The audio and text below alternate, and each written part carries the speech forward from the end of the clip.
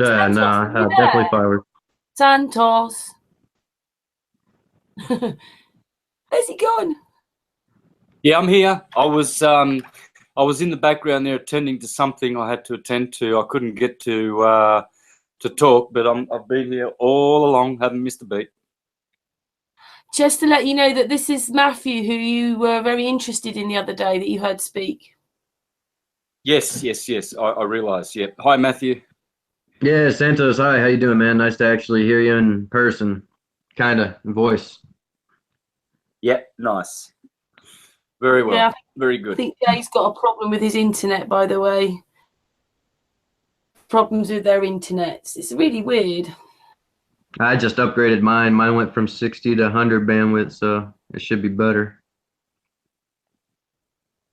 Yeah, well, some people have learned some really interesting stuff. Ballet is really connected to everything, so that Jay sounded like Santos, but in the ballet area. Look what Santos has been saying, Yeah, ballet and opera. and then Flat Fred. Look at his stuff on trees. He was explaining before you came on that they really want the ivy to grow everywhere. It does things to the tree, stops the right vibration. It's just growing everywhere, and they don't care. What is it, the Isn't that? ivy? Yeah. And also, it's thriving because of the chemicals in the air. Hmm. You know, like the better the air, the less the ivy would thrive. And of course, it's thriving, isn't it, everywhere? So basically, our air is probably not that clean. What did you say, Flat Fred? My Yeah, question it's is, just detrimental. he says it lives on nitrogen, but we have like 78% nitrogen in our air every day, all the time. I would think that cars put out more carbon monoxide than they do nitrogen. Well, wouldn't it thrive on carbon monoxide? Yeah, it don't affect carbon monoxide. Don't affect ivy, mate. Really, if you look at it, if you look at it in the bigger picture, it's resistant. It's resistant to so many things, and it's not just that. In a bigger picture, as it affects the balance of nature, and it affects the biodiversity of everything. Totally agree with that. But you threw the car and bit I've got a question for you. and that's why I was wondering about the car bit. But go on with the question. Thing is, the cars have been busy since the 70s, and I think, well, before that, but obviously, everybody's driving. You know, streets are full. You know, petrol stations have never been busier. But so obviously, our air is contaminated. It doesn't affect ivy. It affects trees. It affects trees, obviously. It don't affect ivy. Ivy's really, really, really tough. Does ivy grow better I've seen in moonlight?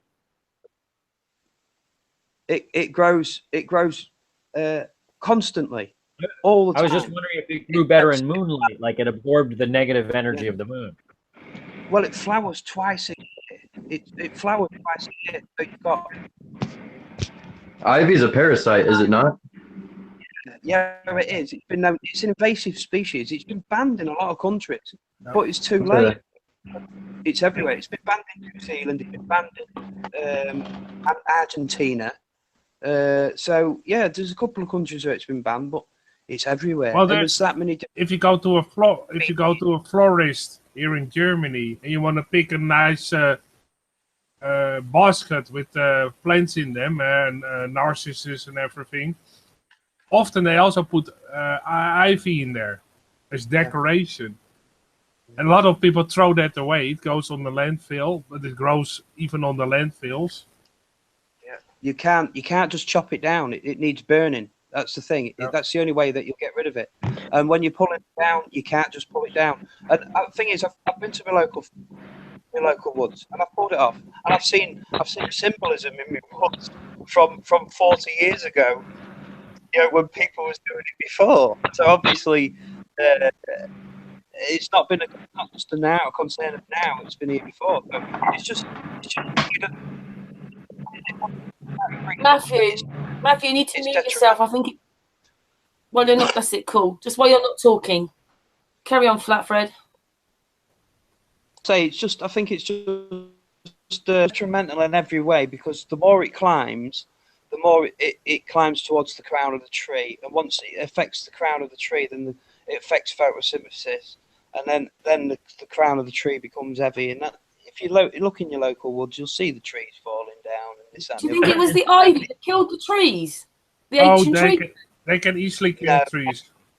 Yeah, but it can. But I think I think maybe electrical arcs, like Artis has said. I think maybe some of these big trees was struck by electrical arcs, because some of the way that they've come down and some of the sizes of these trees. I mean, I go into sort of physical evidence as well, sort of thing.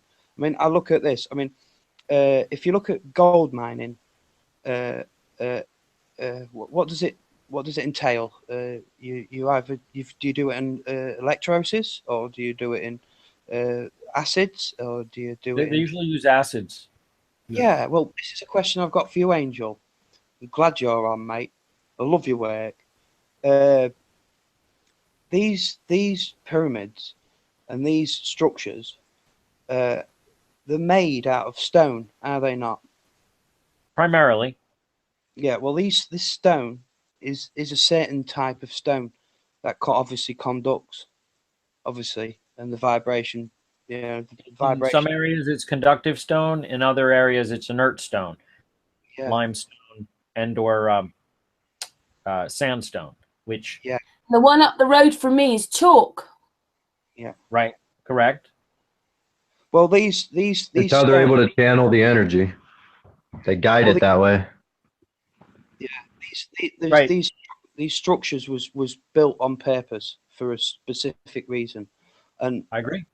I tapped in on that. Yeah. Were you here for that? Yeah. Yeah. I've seen a lot of Angel's work, and it's great. I love the way that he wants to build one, because fascinating stuff. I know we was going around the lines of alchemy and producing gold. Yeah. Well, I'll tell you what, I don't think we need to, because I think there's that much on the plane we live in. Yeah. Anyway, that we would never need to. I think when they go gold mining now, they channel straight into main veins, and these veins are quartz veins. And along these quartz veins, it's surrounded by rock, but it's not rock, because everything was organic at one time. Whatever it is, it was organic at one time. We could go back whatever, but it was all organic. Yeah, a lot of the time near those gold mine areas, you have the gemstone lapis found, that bright blue stone. It is in variations from almost white with a little blue in it, and a very light blue to very dark blue, and it's called lapis, and it's also found near all the gold mine locations. So most of the time if you find gold, there's also lots of chunks of lapis surrounding it. Yeah, gems, precious gems, all sorts. But the thing is, I think with varying degrees of amounts, placer deposits are the main way that gold is found now, through placer deposits. I've done some research. About 70% of gold is found through placer deposits. Now, I thought, what is a placer deposit? What is a placer deposit, and what does a placer deposit do? A placer deposit comes down an old riverway or old stream, and it gets carried, and eventually it'll settle, or it won't settle. It's carried away again and settle somewhere else. What is this placer deposit? Well, these placer deposits are all organic materials. There's no. I mean, we look at beaches, we look at sand. I mean, I've got to my local woods. You're not allowed to take a metal detector, because there's things down there you're not allowed to find. I wouldn't want to take one anyway, but like just as a sort of a hidden thing, gold is everywhere. It's everywhere. It's I don't know if you've saying the streets are paved with gold. They've got this new toy Yeah. that's out that you can connect to an iPhone. That's not very big. That's designed. It does sonar through the wall with the using the technology that they use for how we would bounce the sound into the ground to like look for certain metals. You know, I've discussed that in the past, how we do the ground penetrating radar stuff. But they have that for the walls. You could use that and just walk around with your phone at like ankle level. You know, and do the same thing. And if somebody comes up, so you're not, you know, you don't have it on a, or use a one of those vanity things for your phone. You know, what do you call it? Selfie stick. That's the word I was looking for. And just point it the other way. Oh yeah. But that's amazing. Hey, Use That's a good idea, Angel. Actually. Yeah. I wanted to touch on the vines that you guys were talking about earlier, that they were taking over and growing rapidly. Mm-hmm. Yeah, in South Carolina, there's a thing called kudzu, which is a vine, and it is destroying their forest area. It is taking out like city by city.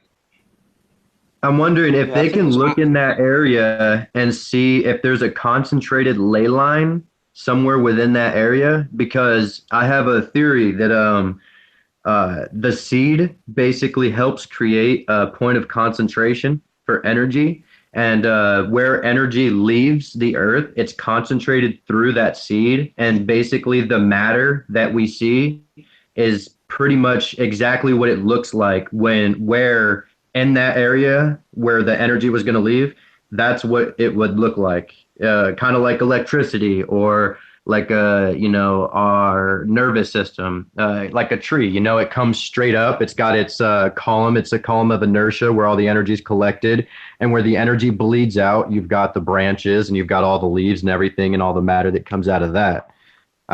So I think if this place where the vines are going crazy and whatnot, if it's upon a ley line somewhere and that ley line is being excited somehow, or if there's some kind of energy flux in that area, it could explain why they're growing so rapidly. And if they're growing in a specific direction, if people can see that, if there's a majority of it's growing in a certain direction, maybe that's the flow of energy, and they should look into that. That's just my theory, anyways. Yeah, great theory. You know, what I was thinking about, maybe, you don't know that cartoon from the 80s. There was also a cartoon in the 80s called Jace and the Wheeled Warriors. Maybe it's not a very popular cartoon from back in the 80s. And basically, Jace and the Wheeled Warriors, the father of Jace, made a plant that was also a vine. And that plant became evil and took over the earth, and then it took over everything else. It was also took over the sun, the moon, other planets. That was in that cartoon, and it was very interesting. It made me think of that cartoon back of Jason. Maybe you can look it up sometime. Jason in the Wild Wars is not a very good cartoon. It was 80 years so. But it was interesting that there was actually a plant life that biologists want to enhance that plant life, and it became corrupt and took over the whole world. So that's an interesting concept. Yeah. Feed me, I Seymour. haven't heard of that. Feed me now. Yeah, I agree with Matt. Matthew, sorry. Yeah, thank you. I've just been it's part of my entire scientific study as far as energy flow, magnetism, points of inertia, and equilibrium go. It follows the flow of energy. I think, but with these ley lines, we would say that the majority of these ley lines would be underground. Yeah, I believe the ley lines are due to mineral veins within the earth, mineral veins that have electroconductive properties that store the energy that's carried in from stars on the Birkeland currents. I agree the same. Mineral deposits, minerals like gold, dielectric material, silver, crystals, traveling along power circuit, traveling along those minerals.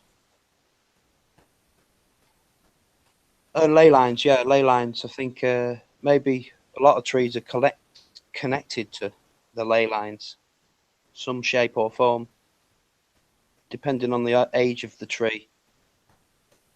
As trees connect themselves, even saplings connect themselves to the mothers. Well, yeah, there's a connection there, definitely.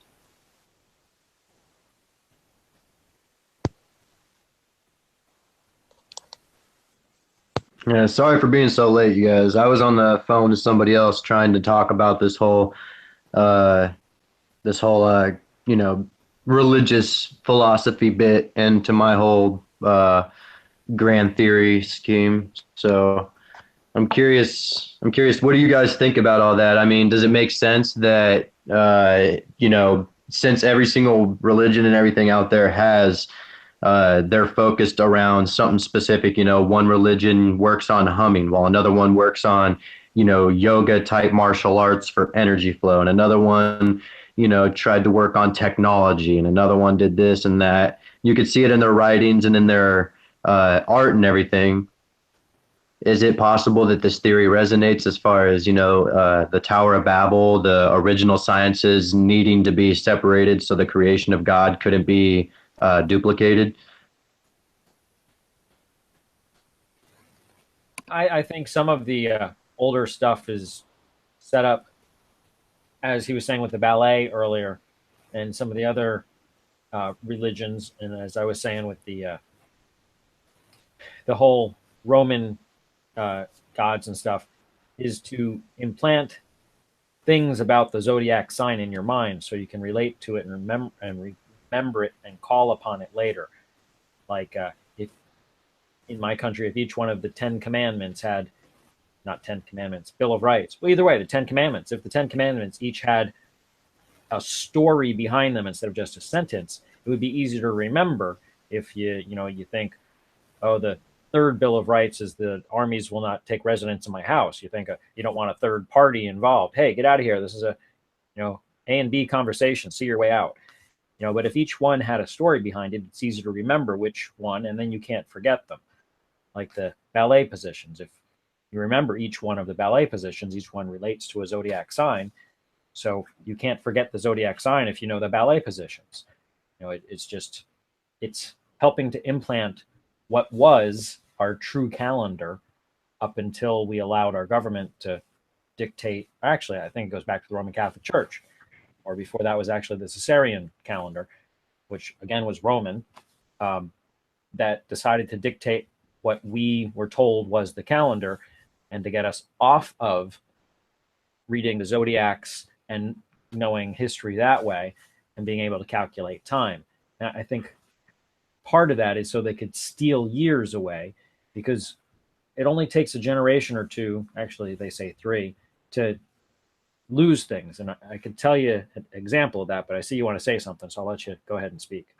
Yeah, sorry, you got my mind blowing right now because you said something about the zodiacs, and I'm thinking, since there was the 12 apostles, and I'm trying to link that with the 12 possible creative sciences, and I believe that the pyramids were built underneath specific star constellations like the zodiacs. And if Orion represented the electromagnetism, and the Egyptian pyramids were there and they had that theology, then I wonder if each of the zodiac signs and constellations over the flat plane of Earth, if you're able to locate each of the pyramids that were assigned to that zodiac and see if those pyramids and that civilization in that area held the key to that particular science. Right. That, and also I'd like to know, if you follow it in your research, if you can find that each one of the apostles relate to one of those zodiac signs. Like, I know one of them had a sword, There was mention of that, and et cetera, et cetera. And if I so, believe all 12 do. I've seen that before. I just don't know it myself. So I'm going to look into that again. because again, that could be a way to hide certain things. So with the Roman Catholics or the Romans, you want to go back further, wanting to mask over other religions, if they created the 12 apostles to mask over the zodiac signs to have their own god slash apostles, because I can really get into how Jesus, and again, I'll probably ruffle feathers, was a creation of the Roman Catholics to create a straw man person to, to have their whole following worshiping the created Christ as opposed to the creator God. But that's a whole nother rabbit trail. Yeah, that's something I actually touched on today pretty good too, as far as that. I believe like everybody talks about the Trinity so much, right? They always have the three. But something I noticed was they leave out the word. They always leave out the word. And in the beginning was the word, and the word was with God and was God, right? So it basically there's Father, Son, Spirit, and Word. That's four, not three. And then everybody goes, oh, well, Jesus is the word. Well, yeah, but you also say Jesus is God and Jesus is the Spirit too. So why are you trying to separate the fact that Jesus and the word isn't part of the Trinity deal? It's got to be four, not three. But then I was thinking, I'm like, maybe it is still the Trinity because the Father is primordial. He is the source. He is eternal, never has a beginning, never has an end. Whereas Jesus says, I am the beginning and the end. So my theory is that out of the primordial Father, the source, came the creator Jesus, which was the body of the source, and then the mind of the source was the word, which was the power, and the soul of the source, which was the spirit of God. So that's why Jesus says, if you've seen me, you've seen the Father. If you know me, you know the Father, because he's the body of the Father, which allows the Father to walk around and be and do. And then he has the mind of the Father, which is the Father's power, his intelligence. And then he has the soul of the Father. Right. Trinity. It's all the Father makes it one, but the Trinity comes in with the Word and the Soul. Yeah. Right. I think you're kind of reading in and embellishing a little, because both Christ, Moses, and even God themselves say, I am one, have no other before me, blah, blah, blah. And even Christ says, don't follow me, follow my Father. Because even Christ knew he was fallible. He was human. That's what I'm saying. Yeah. Christ as the straw man, that means that we are celebrating, ignoring, the man behind the curtain, who's the creator of all of this, and focusing on Christ, kind of la la la to the creator. And this allows them to create and mold Christ to whatever they want him to be, because you're following the Christ figure and not the creator. You're ignoring everything else, which is the whole chi, which is the whole sermonic or semantic or semantics, and the whole study of everything, all of it together, all the sciences. You're not looking at the creator and everything that he has done. You're focusing on just the created and following the created one. And this allows them to direct your mind thought, because they direct who you're following. And this is part of the whole thing I have with religion. That, and in the Bible, you were talking about, was it you or somebody else was talking about how they changed certain words? Oh, you, when you were looking at the translation, they changed certain words, because if you use certain words, by playing with certain words and changing certain words, I can direct your whole thought pattern.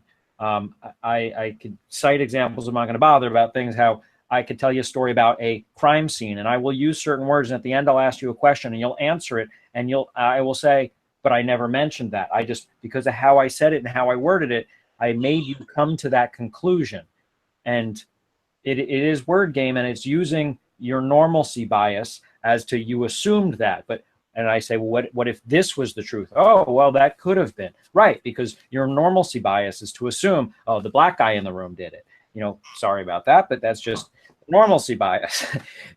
if I agree 100% with literally like everything that you're saying. I mean, you've got the source that says he's eternal. Then you've got Jesus who says he has a beginning and end. You know what I mean? And then you've got Jesus who constantly prays to the Father. He never says pray to me. He never says pray to me. He never says bow to me. He says pray to the Father. He even does it himself. There's so many examples upon examples of how this pretty much solidifies the fact that Jesus and the Father are separate, you know, but I believe that Jesus is there and he exists because he's like either an extension or manifestation of the And source. that goes to your belief, and you're allowed to believe that, and that's why I don't want to ruffle feathers. But just even he himself says, go with the creator. And I believe the Roman Catholic Church hijacked the whole Christ figure as the one for you to follow, because they can mold him however you want. They can make up stories about him and have you focus on his life and ignore the rest of the big picture, because they want to keep your focus. That is part of it. And in the Bible, they change words, even the Roman Catholics, and even now they're dumbing it down even further, so that they keep you in the mindset by taking words out. You know, one thing that they did is they took out the these and the thous and the those, because it was confusing to people. Because like in Spanish languages and stuff, they have a vosotros form, which is the we form, which is a group, as opposed to the we, which is a smaller group. Like it's the majority group as opposed to the we are individual group type thing. And by doing that, they separate. They're able to mold your opinion of what the Bible says by changing the words and dumbing it down and continually translating certain things. Just like now we're taking, what was it, the Lord's Prayer? They just changed that. Like, what was it, last month or something like that? They, Our Father, full of, blah, blah, blah. I don't know it very well, but I know they changed the end of it so that it's more politically correct. They took out some something in it. They worded it so it's nicer. Oh, I forget what it was, but either way, I'm showing you they're changing it. And with ballet, which goes back to it, when you do one position, you have to be in another position to go into the other, because it all has to flow, harmonics, there has to be rhythm and pattern to it. You can't, it's not like a computer game where you can go from here and then glitch, you're there, like the NASA shots. I'm combing my hair, my arm's down here, flash. But anyway, with the whole Bible, originally as it was written to flow. It was chanted. The Hebrew language is chanted, and you can't go with your voice from here to there, and things had to follow a pattern. By us translating it into other languages, we lose that pattern, and hence that gives us the ability to change words, and we're not paying attention to the original pattern. Therefore, since the original pattern, the original checks and balances to make sure things went into rhyme is being removed, we can change words and people will never know it. Like 3 decades from now, no one will know we changed the Lord's Prayer because we did it before the kids were born. Now some people on our own conference here, I believe, were not alive before the trade centers fell. So the whole world is, there are boogeymen that blew up 2 buildings in New York, and the 3rd building no one knows about, because that's the way they want to keep it. Wasn't there actually like more than 3 buildings? There was like 5, including the CIA building. There was a CIA building fell too. Yeah, but there's all 7 buildings. World Trade Center had 7 buildings. All of them were destroyed that day. This is 7. true, but only 3 of them went from ground to ground. Went from standing to ground. The other ones had parts of it blown in, and other things that were not just fires, but 3 of them, and building 7 is the huge white elephant floating in the room, but it went from standing to not standing in one nice little pattern there. And well, not to get distracted from what you were saying before, were you trying to say that the Old Testament was implanted in order to create the straw man of Jesus? Just out of curiosity? No, I don't think the Old Testament is implanted at all. I think the Old Testament has been reworded, but I believe that the New Testament is implanted, and things like that's what I meant. Sorry, the New Testament, not the Old. The New Testament was implanted in order to create the straw man of Jesus. Yes, and the things like the Book of Enoch and a couple of other books that are referred to both in the Old and the New Testament were taken out because they alluded to things that didn't fit the story and confused people because they wanted to get your focus. Can you that's pretty hardcore. I'm going to look into that. Yeah, we hear you. I'm going to look into that a little bit more. Cool. We can hear you. If I could Matt, Oh yeah, go ahead, Matthew, go ahead. Matthew, oh, very quickly, and then you go, Jay, just a second. But Matthew, there are so many people, including Santos, that Jesus is the sun in the sky. Well, that Well, There that's are what many I'm Jesus. saying is all of these figures, I believe, to an extent, are actual just like anagrams or, analogies for sciences. This person represented this science. Like they say, in the beginning was the light, right? Well, I believe that Jesus represents the light because everything was not created without the light or through the light because through light, sound, and matter, everything was created, period. And without the light, it's just not happening. Nothing was able to be created without the light. So in the beginning, God created the light, saw the light was good, and boom, all of a sudden, boom. Jesus says, I am the light. I am the beginning. I am that. Well, in the beginning, the light was created, right? And that was the first He said, yeah, he created the heavens and the earth, but before, the heavens and the earth were created, he created the light, right? And then everything else. So I think that they were honest anagrams for actual sciences. If you know, Egypt, electromagnetism, Hindu, sound, us, Christian, light. and I also believe that the Bible teaches morality. It also, in its stories, teaches things that up until this current century we didn't know, like bacteria and stuff like that. The way they washed their hands in running water, not still water where the bacteria would grow. I mean, It's they a did great way these. to distract, like you were saying before. Use these great morals and these great life lessons to distract from the science hidden inside of these meanings, these spiritual sayings and whatnot. Right, they're teaching you by example, not by the reason why.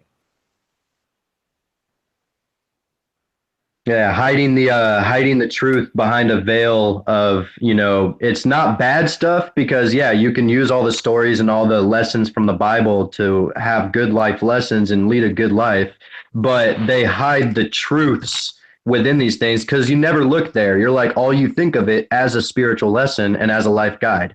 You would never think to look there for the sciences of actual creation, meaning actual science, not stuff like the answers blowing in the wind, my friend. Stuff like God separated the waters and created the heavens, which were the firmament, which means when you separate water with electrolysis, you create oxygen and hydrogen. And inside of the open firmament where the birds fly is hydrogen or is oxygen. On the outside, where it's supposedly a crystalline hard structure all around, that could be pressurized hydrogen that becomes metallic, that looks crystalline in structure. So when he says, God separated the waters from the waters and created the firmaments that he called heaven, now you think, okay, he sent a bolt of electricity into the water, created a bubble of hydrogen and oxygen. And then while he created within that bubble, it created a pressurizing the hydrogen, creating a shell that protected them and then continued along the ways as he's going. This is the science behind it. That's the stuff that I'm getting into. Yeah. Does that resonate with anybody? I'm sorry? I before we came on the hangout, you said that to me, and I was thinking, yeah, maybe that's why when you said each, like you said, Celtic people was this, Europeans was that for the sciences or whatever they were. Wait, what was Celtic? Not residence, vibration. The flow, motion and flow and force. Because if you look at all their Celtic knots and all their Celtic waves and their symbols, they all look like the motion of energy, how energy moves in a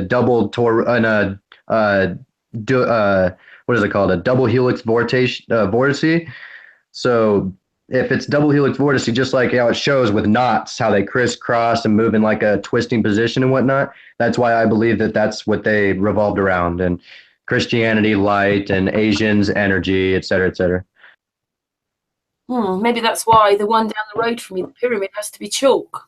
Yeah, Muslims, I honestly have no clue. I've been thinking and thinking and thinking, and I think Muslims honestly are just that adversary, that false religion and I don't mean to upset anybody, but I mean, in the sense that, like, when they say, everybody else needs to die that don't believe us and destroy everything else that doesn't believe us. And when you kill yourself or whatever, you die and get 72 virgin. That kind of stuff is just the adversary, is what I believe, and I can't pinpoint it to an actual science. So with that being said, I got nothing on that, even though it's like one of the number one world religions. I can't pinpoint it to anything scientific wise, even though it's like one of the first scientific communities ever to exist. I mean, Iraq, Babylon, hello. But that's where it was all scattered too. That's where all sciences and everything were scattered from that point. So maybe that's the desolate zone. I don't know. Well, we certainly have been talking about quite a lot of stuff today. It makes you go, Can I chime in on that? Can you guys? This is a bad connection, so I don't know if I'm coming in smoothly. Go for it. Okay, so Islam is not evil. In the Quran, 41:27, it mentions 7 green cows.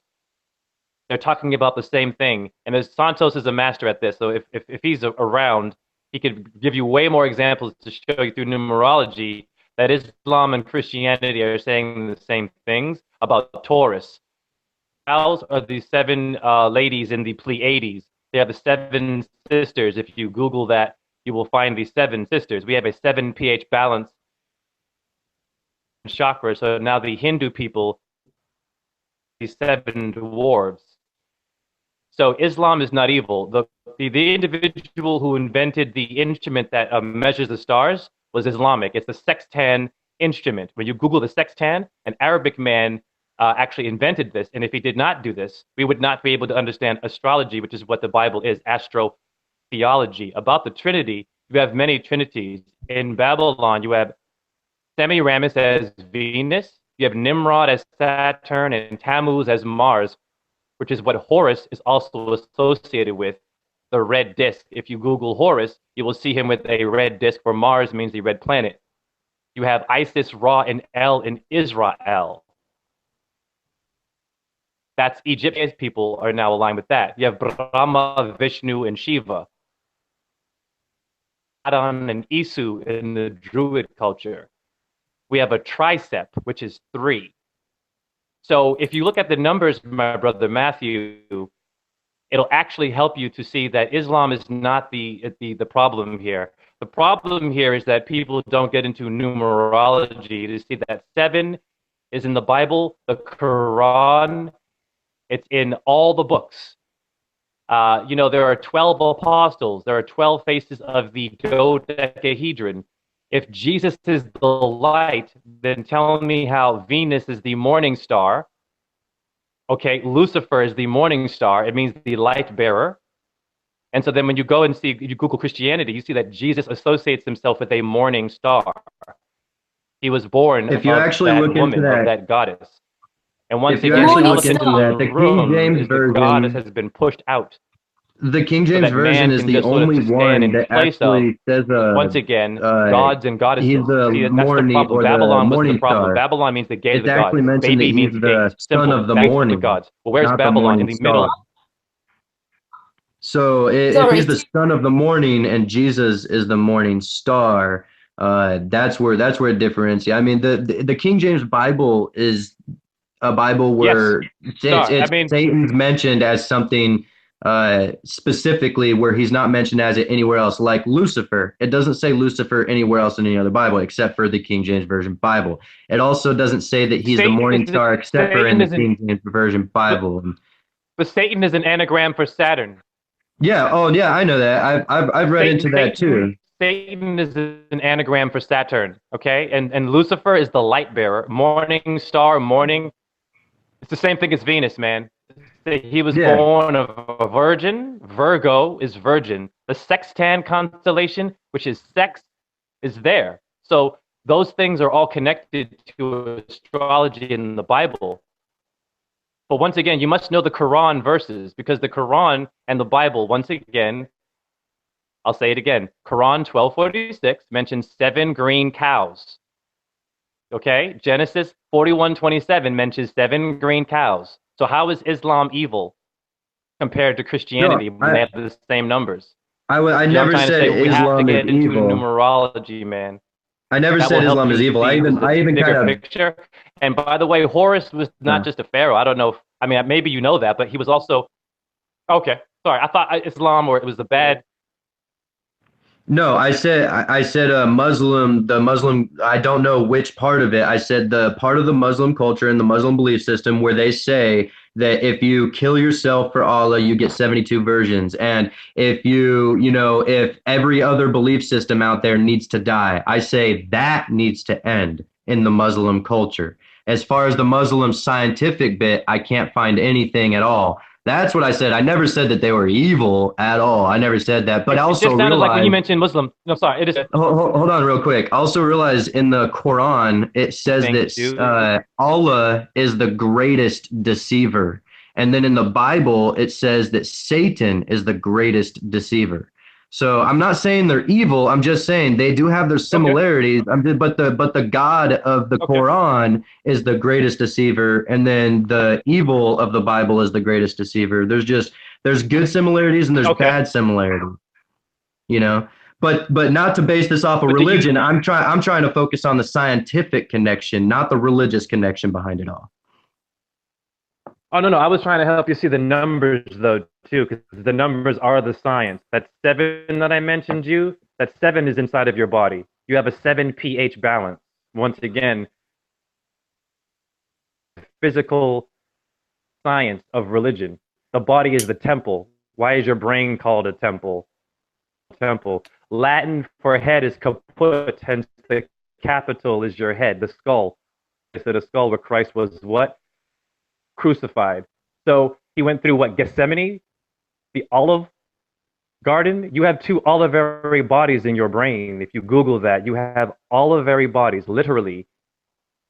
I find this interesting. This is science, man. It's physical.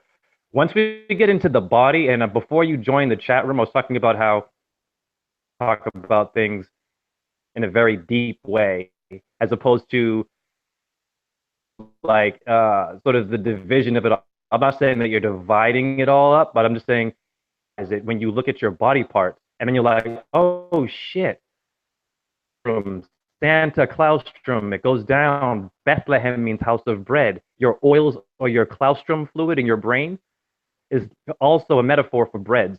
Santos, once again, a master of that information. That's science, man. Your body is the science. It's aligned with the stars. Hence, we have a head, 2 arms, and 2 legs. Allah has 5 syllables: arm, leg, arm, head. Thank God for Wu-Tang Clan. I heard that in a verse. I never got it. Something very simple.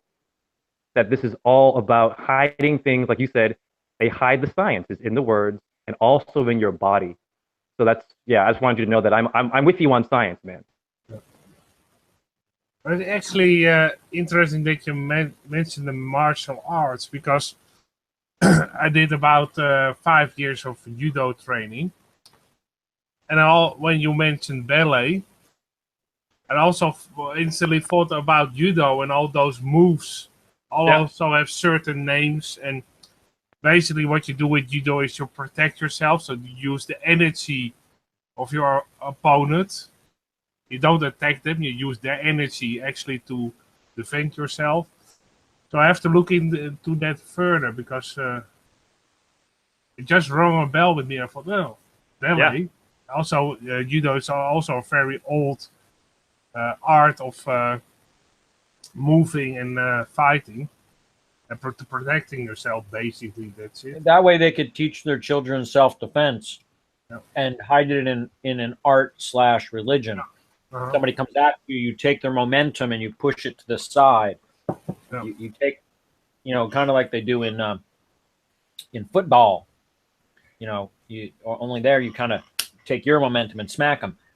But if they took their momentum and just used them to go down, but either way, it is, some of those arts are skill, knowing the center of balance and gravity, and center of balance. And let me chime in. And it says, our Father who... Oh, sorry. Go ahead. Sorry.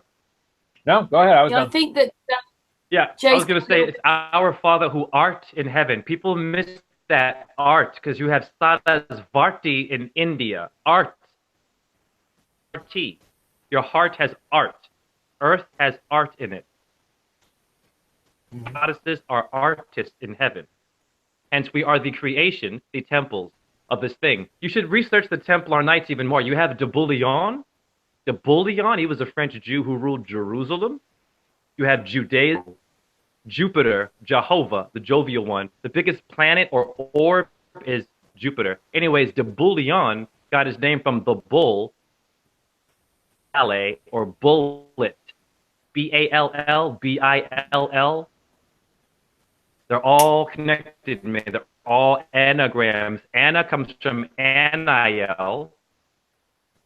Angel. Anael. That's the goddess. So it simplifies it when you get into etymology, the body, and then all these people that took these names and decided to name themselves. I think it's beautiful that judo relates to Judaism and to Jah. When you actually look up Jah in etymology, you find Jehovah and are aligned with the Jehovah's Witnesses. Yeah. Jupiter. I mean, sorry, Well, just wanted to say that. What I learned at judo was that Go ahead, Karen. Did you want to say something? I'm sorry, I cut you off. no, it's okay. You're on a little bit of a lagging, I think. So you're on your mobile. You've gone a few seconds behind us. Yeah. So you stopped talking, but you're still talking on our hangout. What I learned on judo is that, as far as I know, that ju means gentle and do means the way. So the way of gentleness. And defending yourself, of course, in a gentle way. If I could say, I'm gonna leave the chat because I think the phone, I've been doing it for 4.5 hours anyways, but I'm gonna send love and happy New Year's to all of you. But I want to leave with this because I want to say to all of you for this platform. Everything syncs up with the number 5, Esther or Easter or Eastern Star, and ballet simply honors the 5th position the most. Well, because when you look at the prima mobile, the 5. It's a good thing that I chose the 5 for my logo. Maybe subconsciously already knew that it was a good number. Who knows? Your bicep means 2, your tricep means 3. So once again, we add it together, and then that sort of simple, and then it invites everybody into the story of religion because it's a physical of the body. The symbol you have is perfect because that's fire. Well, fire, also Christos, is oil. Pardon me. So when you're meditating in Hindu culture, if you Google the goddess in the middle wearing white and she's on fire, surrounded by men, you meditate for scrotum, okay, the sperm, the seminal fluid, which is Christos oil, talks about, you're bringing that oil to your brain and you're illuminating it with the tetrahedron. Hence, you have pyramids. Damn sure that we're all connected in building those. They're in Japan. We know this. They're in England, Ireland. So the Bible is telling us several things that relate to and the stars. So I just wanted to put that in there before I cut this bad connection in too early. That's okay. We don't mind. You can stay if you want to. Oh, is the connection okay? Because I feel like it's bad. We just have to remember that you're a couple of seconds behind us sometimes. I think you've caught up now. Oh, okay, cool, great. Because I didn't want to disrupt the flow. So like with Matthew, even in his name, Matthew is Ma'at, Mattthew. That comes from Maat. She's Libra. She's the scale. She's the justice one. Balancing. In ballet, we have balance. I teach this shit all the time. So we're balancing our energy. So when the sun falls, point in Cancer in the summertime, as Santos says, right? boom, it hits all those females. You get Leo associated with a female, the Virgin, ruled by who? Venus, and who also exalts with Saturn, Set or Satan, or Shaitan in Hebrew. Pardon me, in Arabic, Shaitan, and it means the opposer, the one who's bad. Well, of course, because you have light and dark, and all the ancient ones saw darkness as bad because the sun is gone, and now all these animals and these things can come out that might harm you, and you can't see. You work a bit harder to survive, and then it's also a life lesson too. That energies, like we're living in the Illuminati, the illuminated ones, the light bearers. Lumen means light. That's all about Lucy. She's in the Bible, right? She's everywhere. She's in the Quran. What's this? What's the logo for the Islamic flag? But a moon and a star. Venus makes a 5-pointed pentagram around the sun every 8 years. Every star on every flag is Venus. Hence my thesis,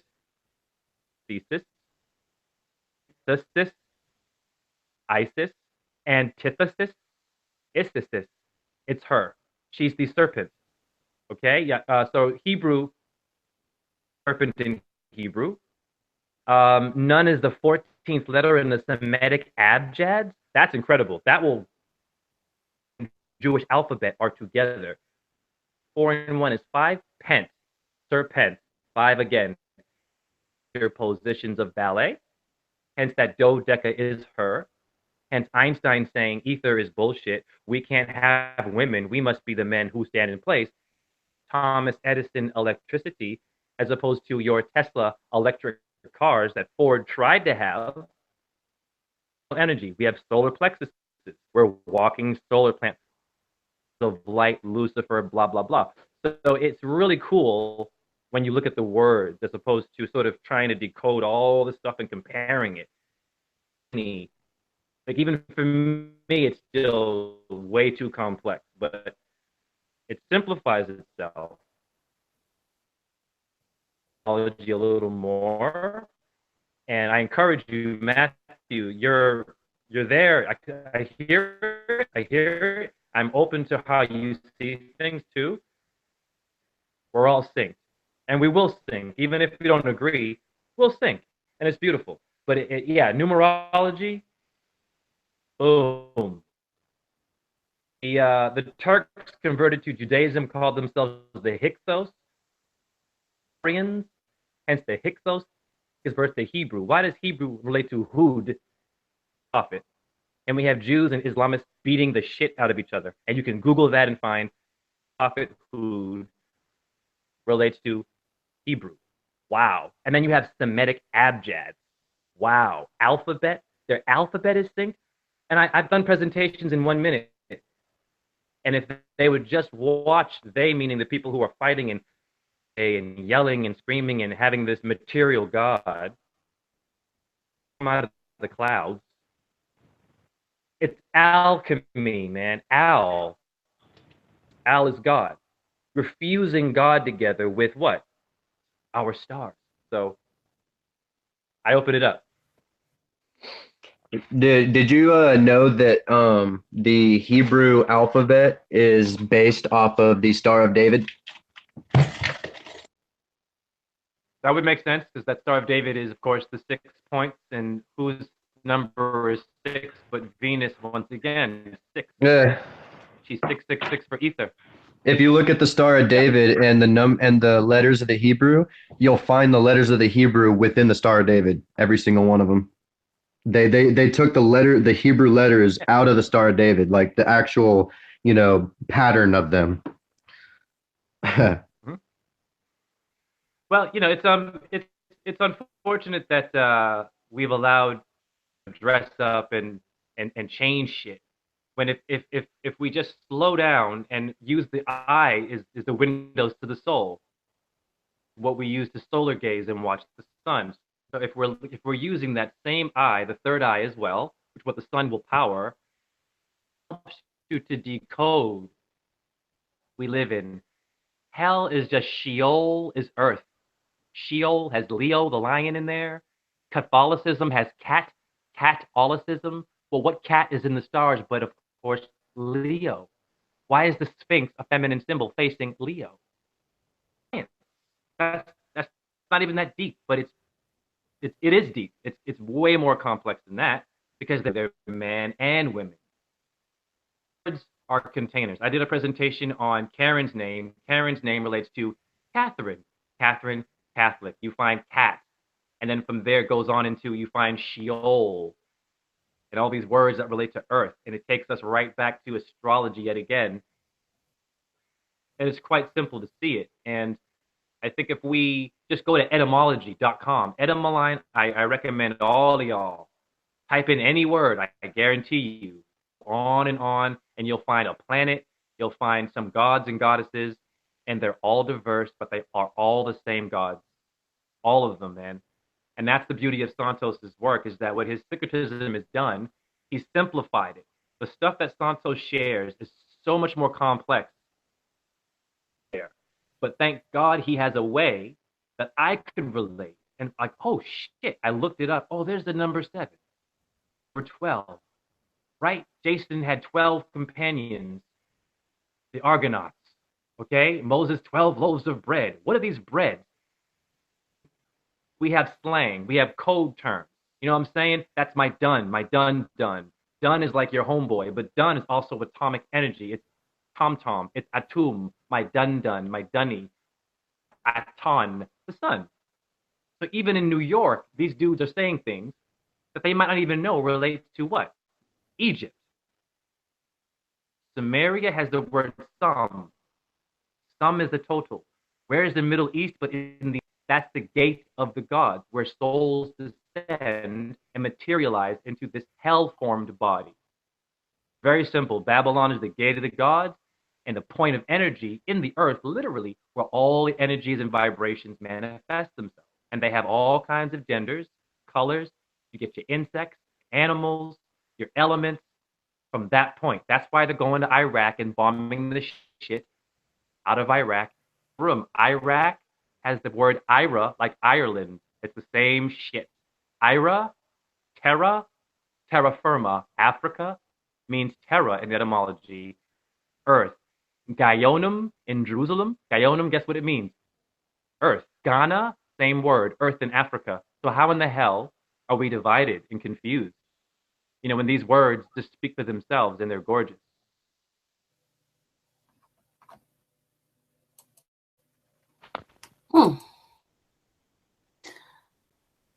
Thanks for that, Jay.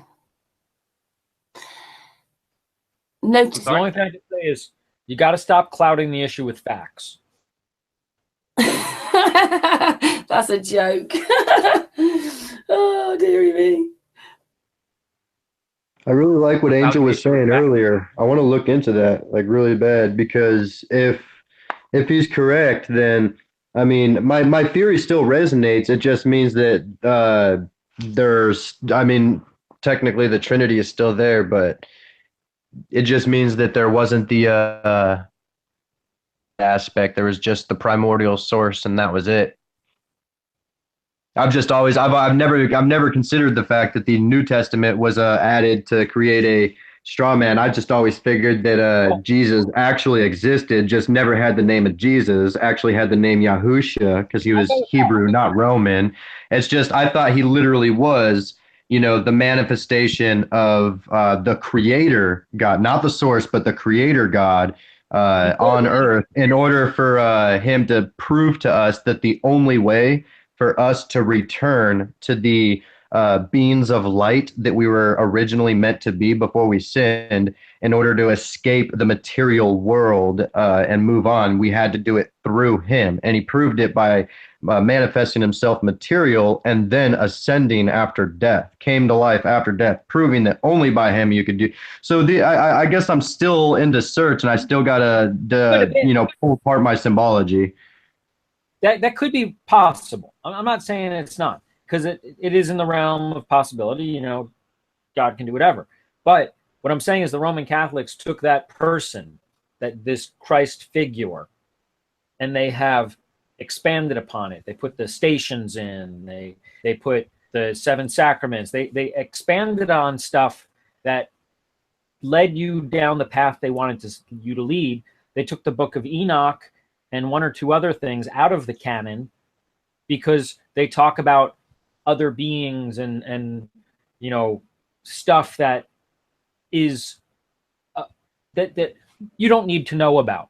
It's beyond you. You don't need to know about it. Just be good. Follow the New Testament. Follow the teachings, and be good little drones. And they also, although it doesn't say it in the Bible, but the church was very happy to go along with the tithing bit and charging interest on their money. That's when the money grubbers got their hands into the church. I actually figured out how that came about. That came about during the Egyptian times when the Pharaoh created a tithe for the wheat and stuff, and then the priests of the temples carried that tithe on after the drought and after the dead time ended because they made money off of it so well that they continued on with the Right. tithe, and the church eventually adopted that. Why? Because I believe the Christian, deal Because was adopted loosely off of the Egyptian faith and stuff. the love of money is the root of evil. And when the church was doing things for good, when people would donate to the church and the church would do good, when colloidal silver was holy water and the church would actually make colloidal silver, and when people came and they put it on their forehead and they splashed it on you, it was doing good. They decided, hey, we want to use these good as money-making people. We are now turning this into a business. We have the love of money now. And they focused on how can we increase our sales, our revenue. And they started pinching corners and not teaching the truth, but instead continuing with the symbolism. You still put your fingers in the holy water, but since it's not colloidal silver anymore, it doesn't have the health benefits it used to. But you're still going through the practice because, well, that's the way it's always been done. And you'll believe anything at this point. Kind of like it just turns into a repetitious type of deal. You get so used to it that even though the effects of it are gone, it's like muscle memory. It just continues on. You just keep doing it. Like drones, just mindlessly doing it without actually understanding the benefits why you're doing it. It's a placebo. Right? It went from being effective to being a placebo. And yeah, I feel you. That makes sense. I can still see the good donors in the front row are the ones who give tithing to the Father directly. They can get the real holy water, but the ones that are at the stations along the thing, that's just water. That's just blessed water. I was looking into you guys. Can I chime in about tithe? Oh, sorry. Oh yeah, go for it. No, go for it, bud. Pardon me, man. Thank you so much. The tithe thing is beautiful. The story of Ulysses, he ties himself to sort of hold himself back from the sirens. And so a religion comes from the word religare, to tie. So this is not necessarily a bad thing. To sort of chime on what you're both saying, that whole concept got messed with. And then so now people are bonded. And so there's no coincidence in porn. They have the bondage thing. You have to suffer and then let the goddess whoop you. Interesting there. Very interesting. It also means to tie, to bind. The ligament on the bone is doing the same thing Ulysses did, Christ did. Once again, the body always aligns. Everything in your body will definitely sync with what we're talking about right now, and is a direct reason why we're being told we're monkeys. We are unique. We are beautiful. We have a lot of abilities that are incredible. Even the ligament is saying something. I just wanted to chime in there.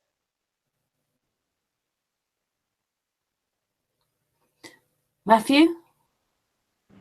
Yeah, no, I heard that. I was waiting to see if Angel or anybody else wanted to comment. I was just gonna say before about when me and Angel were talking about the Old and New Testament and stuff. I was thinking maybe it's still possible that the Creator came from the prime source and then manifest himself, and that the Catholic Church, as you were saying, they focus so much on, because even though Jesus said, hey, focus on the Father, not me. He prayed to the Father. Don't focus on me. The Catholics decided to focus their story pretty much 100% around Jesus, even though he preached not to, that way to keep the story on what the Catholics wanted to say rather than what Jesus was trying to say about the Father and the source and all that. I'm just curious if that resonates more with you, Angel, or hey, Santos. Hey, brother, can I jump in? Oh yeah, been waiting. Please. Okay. Just before you go with your presentation, I'm going to leave because it's 4:30 over here, so it's very late. I'll So see you next year. yeah, see you next year. Have a healthy and happy New Year, and goodbye to you all. Cheers, artist. Oh, flat earth hugs for you, artist. Thanks for coming on. Yep. And Santos? see you this year. Oh, he's gone. Carry on then. Sorry, guys. Carry on, Santos.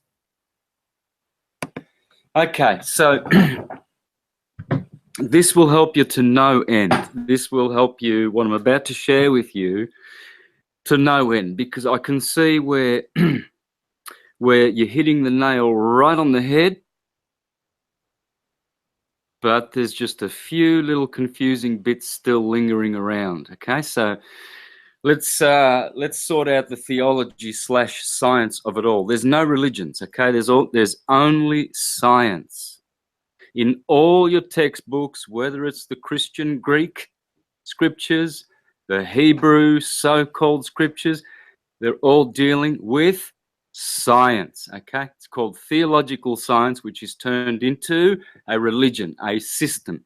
Nothing wrong with religion, but everybody's all not getting the understanding of what's exactly going on. What's going on in theology is there is a source God, and this is the one. And this is always Christ. It's never Jesus. Jesus is never that one.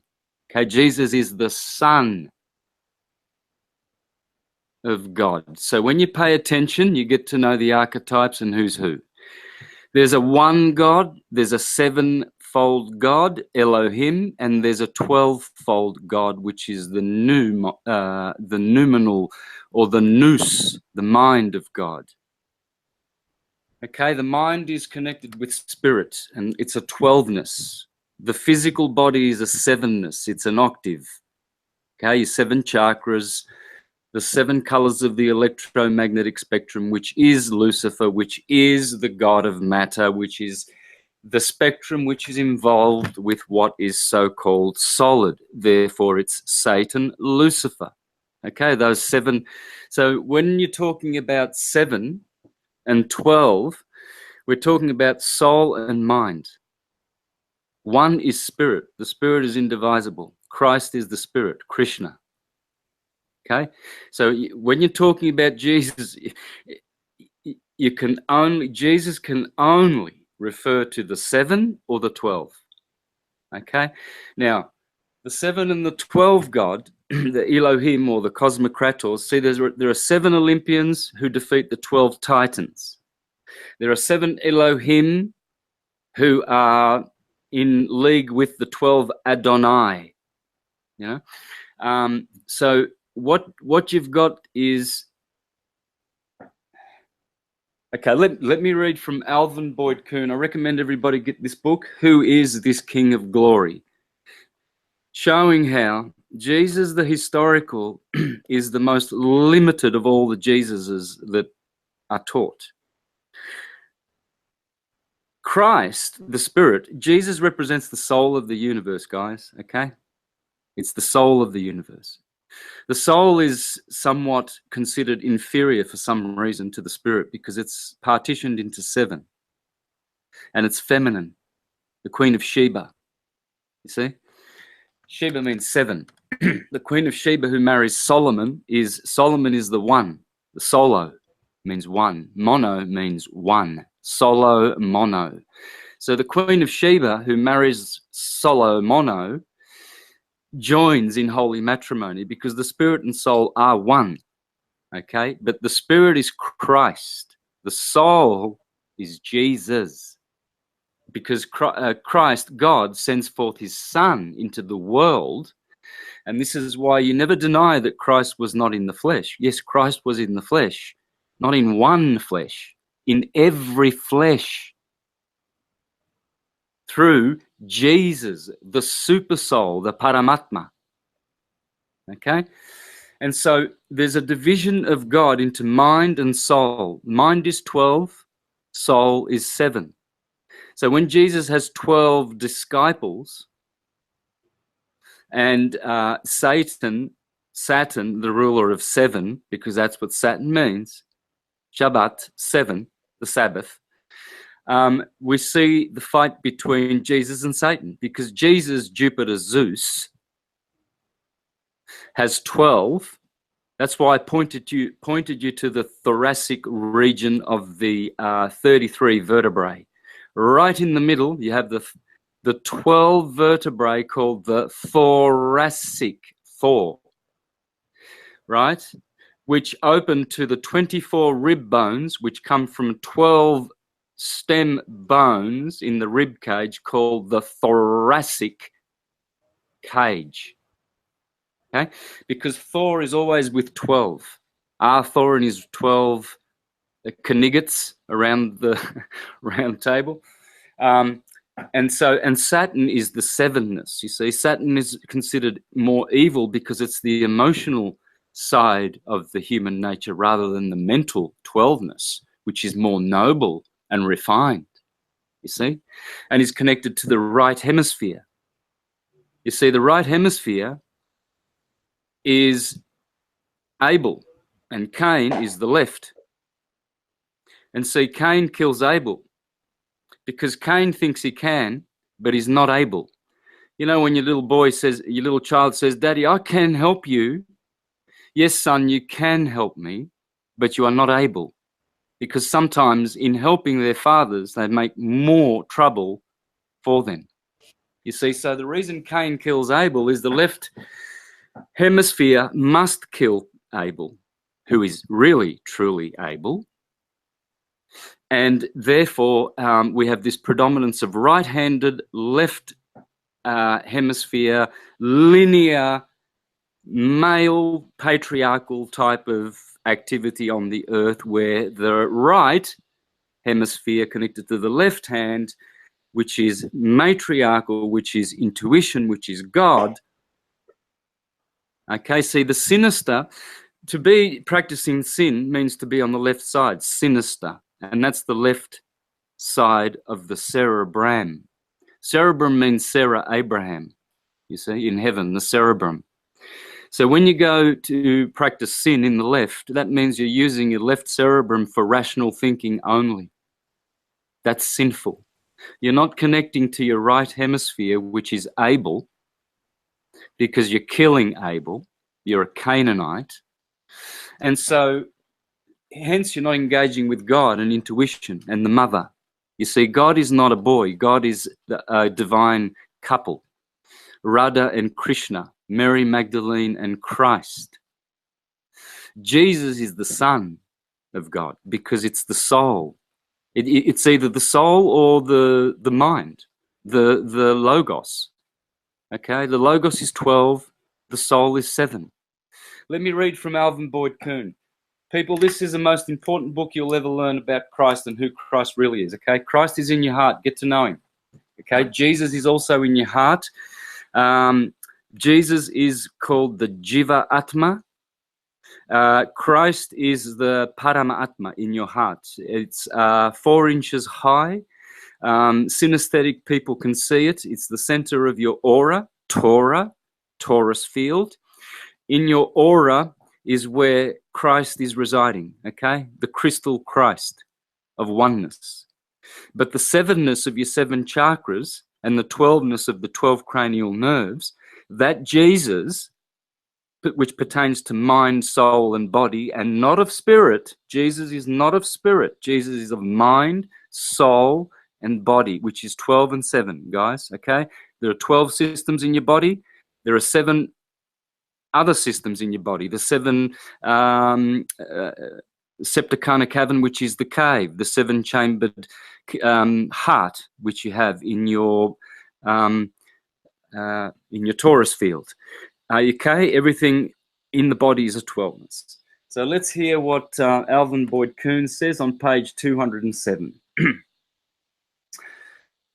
In the esoteric understanding, the 12 disciples were the same in 12 aspects as the 3 kings or 3 wise men were in a threefold division.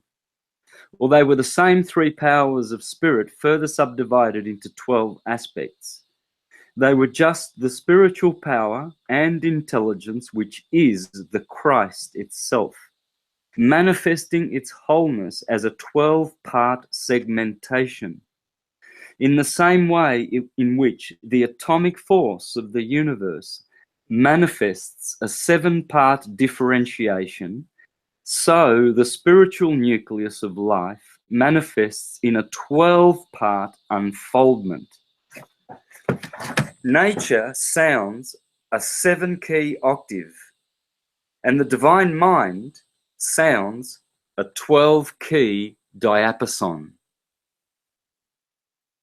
Each in its unfoldment sounds but 1 key at a time, until the succession covers the gamut. The soul advances through the scale of evolution. She passes through 12 grades of being at one time, adding unto her equipment the quality gained from experience at each level, till her absorption of the essence of all nature is complete finally in a 12-fold unity. These 12 qualities of perfected spiritual cognition are what are represented by the 12 signs of the zodiac. The suns passing successively through each sign and acquiring the special powers of each, typing the soul's round of elements and the acquisition of the 12 intelligences. In the rituals of Egypt, the soul had to pass successively through 12 dungeons, each guarded by a god, in each of which was a captive, until the door was opened by the god, who held the key and would not use it until the mortal could pronounce his name. Obviously, man is a prisoner to a faculty until he opens his ability to utilize and command its powers. Ignorance is ever the jailer of knowledge, is the only release. Ignorance is ever the jailer, and knowledge is the only release. Inasmuch as light produced by suns is the highest aspect of creative energy, the dark dungeon was the appropriate symbol of the benighted condition of the soul when imprisoned in matter. The creative command, "Let there be light," was the divine fiat that ordered the suns to shine and the galaxies to glisten. And light in the physical area was the perfect analog and symbol of the light of the intelligence that was to glow in the domain of ignorance, as solar light was to irradiate the universe of space. 12 lights would therefore be the most apt symbol of the 12 basic powers of divine intelligence. And this brings us back to the primal true designation of the 12 rays of genius in man, the 12 saviors of the treasures of the light. In various other symbolic typings, they were the 12 reapers of the golden grain, the 12 harvesters in the field of Amenta, the 12 builders, 12 carpenters, 12 masons, 12 potters, 12 weavers of the pattern, 12 fishermen, 12 rowers of the boat with Horus, 12 sailors in the ship of Ra, the sun. They are the 12 powers of sun god intelligence. And as ancient philosophy brings out the astounding facts that sunlight is the eventual product of divine mentation, the light of the sun is the pure energy of intellect, says Proclus in one of the most illuminating sentences ever uttered. The 12 quote-unquote rays of the solar logos become at last in men and gods the 12 faculties of spiritual intelligence and evolution, of which makes each man in his aeonial career a Christ, instructing and training his 12 disciples within the confines of his own individuality. They were the fourfold differentiation under the symbolism of fire, air, water, and earth. Of each of the three kings, or kingly powers of divine intellect, into which primordial unity of mind breaks up in its necessary fragmentation as it descends into matter. You see, this is how the Logos descends from one Christ into a divided Jesus of 7 soul and 12 mind. As water falling from the height breaks up into fragments owing to the resistance of air, and the bloodstream divides from the heart, and a tree trunk from its lower stern, so unitary intellect descending from on high breaks up into first a 3-fold partition, and finally into a 12-fold division. In reduction to simplest form, all this means that as in physical matter and its manifestation on earth, there are 4 basic differentiations of expression as fire, air, water, and earth. And so in mind, there are 4 analogues. There are 4 analogous sub-differentiations. Again, in soul, the same 4, and again in spirit, the same 4.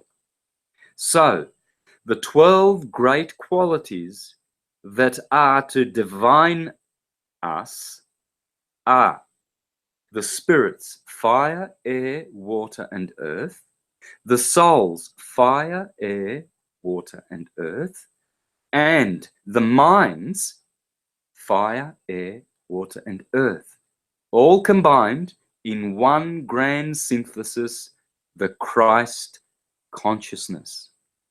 You see, Christ is spirit, Jesus is soul, and the Logos is mind, you see. And there's always a war between Satan and Jesus. Jesus, Jupiter, Jesus, normally has 12, and he's on the side of mind. He's mental and rational. And then Satan, Shadat, he's more emotional and feminine. Oh, the woman. She's just emotional all the time, isn't she? She's always corrupting the mind.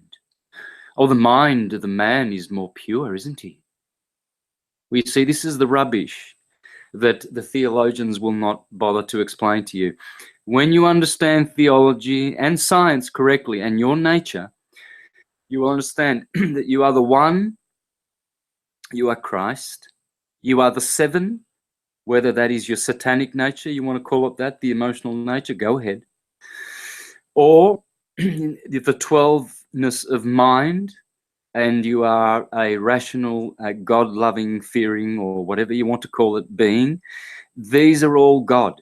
These are all the parts of God, and these are the numbers how God, you, are manifesting in this phenomenal world produced by the causal noumenal world. So when you understand theology to be science, pure science, that's all it is. It's all it ever has pretended to be. It's only the false priests of Baal who are teaching you the literalist version and are literalizing all of these sacred scriptures, therefore taking God's immortal person and glory away from the truth, and hence giving glory to the Creator and stealing it for themselves, for their cheap magic tricks, you know. So once you understand theology correctly, guys, you must understand astrology. You must be masters of astrology. Now's the time. It's not yesterday and it ain't tomorrow. That's why Jesus taught about the 12. Once you understand the 12 gods, the 12 titans of creation, the mind forces of the universe, and the 7, the octave, which resonates with the 12, then you have the 8-spoked wheel and you have the 12-spoke wheel. When you study those wheels, you come to a root of 26. 2 times 6 is 12, and 2 plus 6 is 8. So you always end up with 8 and 12. Okay? So the octave and the dozen, folks, this is God. This is how God manifests. And so when you're talking about Jesus, understand what you're talking about. You're not talking about the Most High, the Christ, the One, the Source. You're talking about the demiurge, rather, because soul and mind is demiurge, okay? And all is mind. And all is that demiurge, which is the Son of God. If you have seen the Son, you have seen the Father. It is no use crucifying the Son. We are going around crucifying the worshippers of the Son because they call it Quetzalcoatl, Buddha, Viracocha, Osiris, Thor, and we claim that you can only pronounce it thusly, Jesus. If you don't believe in Jesus, you get to die. We decapitate you. There's only one religion, guys. There's never been a time in history when there has never, ever, ever been Christianity. It has always been the operating DOS system of the universe. It always will be. When you understand it as the true astrological religion, which is handed down to us by our ancestors and persecuted by the Jesuits, the co-opters of all of the natural sciences, and the witch hunters par excellence, then you will understand how torus fields work, how atoms work. Just see my presentations. And another thing I just want to throw in quickly, because all you guys are just absolutely delighting me with your wisdom and genius, and this syncretism gets better by the day. You're all hitting the right buttons and you're all resonating with the whole truth of syncretism. So I applaud you. And a couple of weeks back, I showed Stan Tenen, right?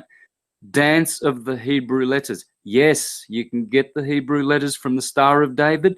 You can also get them if you put a sundial in the ground vertically and intertwine 2 Kundalini serpents at a certain distance from the sundial center. I don't know the percentage.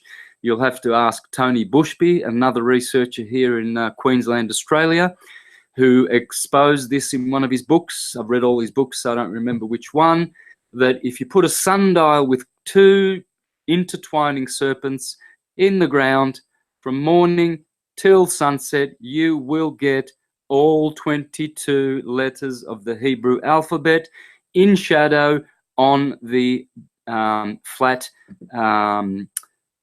horizontal plane that you're projecting the shadow onto.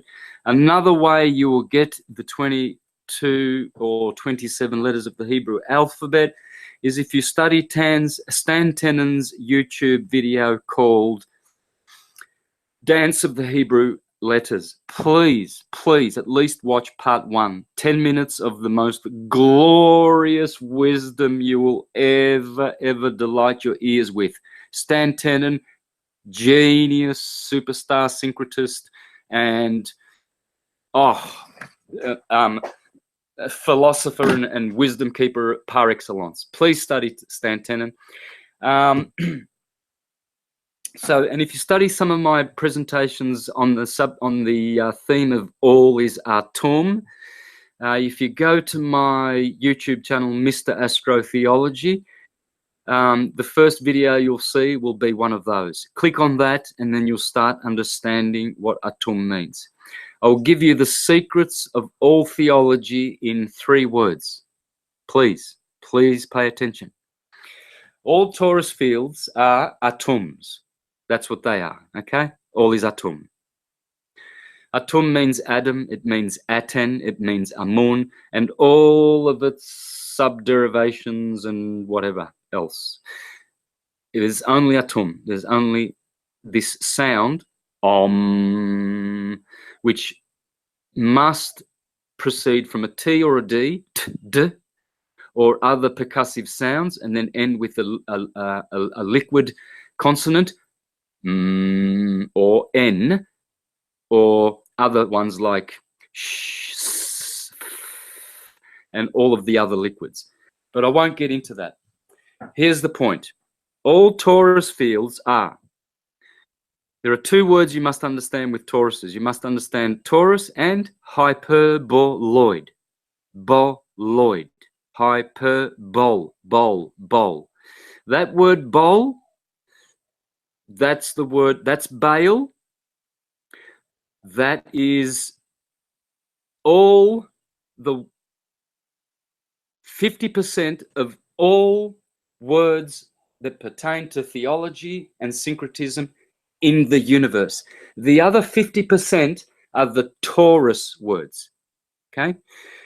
So atum means one. Atum is divided into red. When white light divides, it goes red shift, then blue shift instantly. But first is red shift. This is a fact and a truth, which are two different things.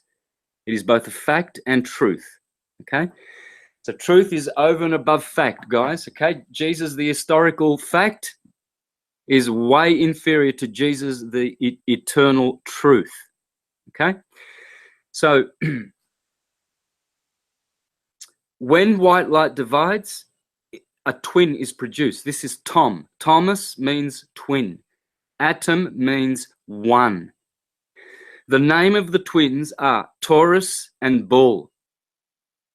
Red shift, blue shift. Tor, wrote. Well, there it is. Tor backwards is rotating. It's the rotating torus magnetic fields, which are atoms. Okay? They are toruses. And rot means red. See German. See Dutch. See all Nordic languages. See Italian. Rosso. Rouge in French. Russian. Rust. Taurus. It's red shift, blue shift. Blue is bull. Now, when you speak hyperbolically, you are making a noise with your mouth, hence you are talking. Taurus, talking. And you are speaking bull, hyperbolically. So you're talking bollocks, yeah? Because bull means to thrust, hence ballistics, hence bulb. What's a bulb? It's thrusting outward. It's a flower in bulb. So it's a torus bowl. So when you understand you have a light bulb, when you have bulk items, you have many. All of this bull, Baal, it's rooted in the word bello, beautiful. Because you see, the twin sons of Taurus, of Atum, is Taurus bull, red shift, blue shift. And you see, this is why Satan is red and good old Krishna is blue. Because the blue ray, if you look at the blue chakra, it has 16 petals. Blue laser is much more higher capacitance than red laser. Lasers are nothing but coherent light. White light is incoherent. The sun is emanating white light. It's incoherent. It's just a condensed rainbow. Okay? So that's just scattering out incoherent magnetism. A laser picks one of those rays, specializes, focuses on that, and makes a coherent field. Now you have a laser. And so when you look at the blue throat chakra, it has 14 petals. When you look at the red chakra, at the bottom, it has 4. Okay? 4 is the color of foundation. It's red. Redshift is 4. It's bloody. Adam means red. All the twins in the Bible are red shift, blue shift. Adam means red. Eve means blue. Cain means red. Abel means blue. Havel. Esau means red. Jacob means blue. All twins are red and blue. The serpents of Moses, Jannes, and defeated the serpents of Jannes and Jambres. Janis and Jambries means yinners and yangers, yin and yang. When the unity spirit of Christ swallows up the dualistic spirit of red shift, blue shift, which is the world that we are swallowing, red pill, red blood, blue blood. When we, as Walter Russell says, we go beyond the red and the blue into the white light, and then past the white light into the black resting light of Krishna, Christ, because that's what Christ means. It means rest. It means black, cryptic, hidden, black. Christ means black, black, black. Naga, black. That's why Christ is black. That's why Krishna is black. It's the black source light of the field.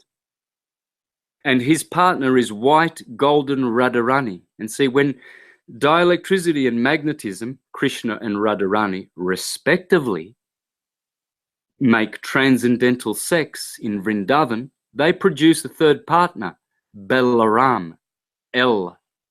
Balaram is electricity, red shift, blue shift, the transverse wave. Because black and white, they don't vibrate. It's a longitudinal pulse.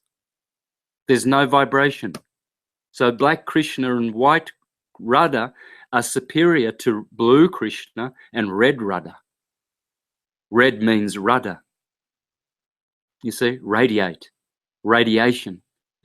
So it's all about one Trinity, black and white light, which is superior and transcendental to the second demiurgic Trinity, red shift, blue shift, which is the Son, Jesus, which differentiates into the numbers 7 and 12. And that's it, as Alvin Boyd Kuhn said, the soul of the universe is a 7-fold octave, and the mind sounds a 12-tone diapason, and hence you have 12 chromatic. I'm a musician, so I know about the 12 chromatic chromatic musical notes, and I also play the Olympian 7 diatonic scale. You know, so when I pick up my guitar, I can either go,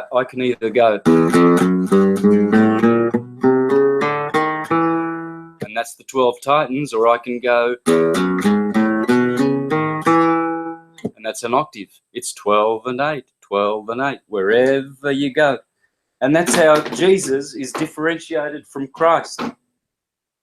So I hope I've simplified things for you. I'll hand over to someone else then.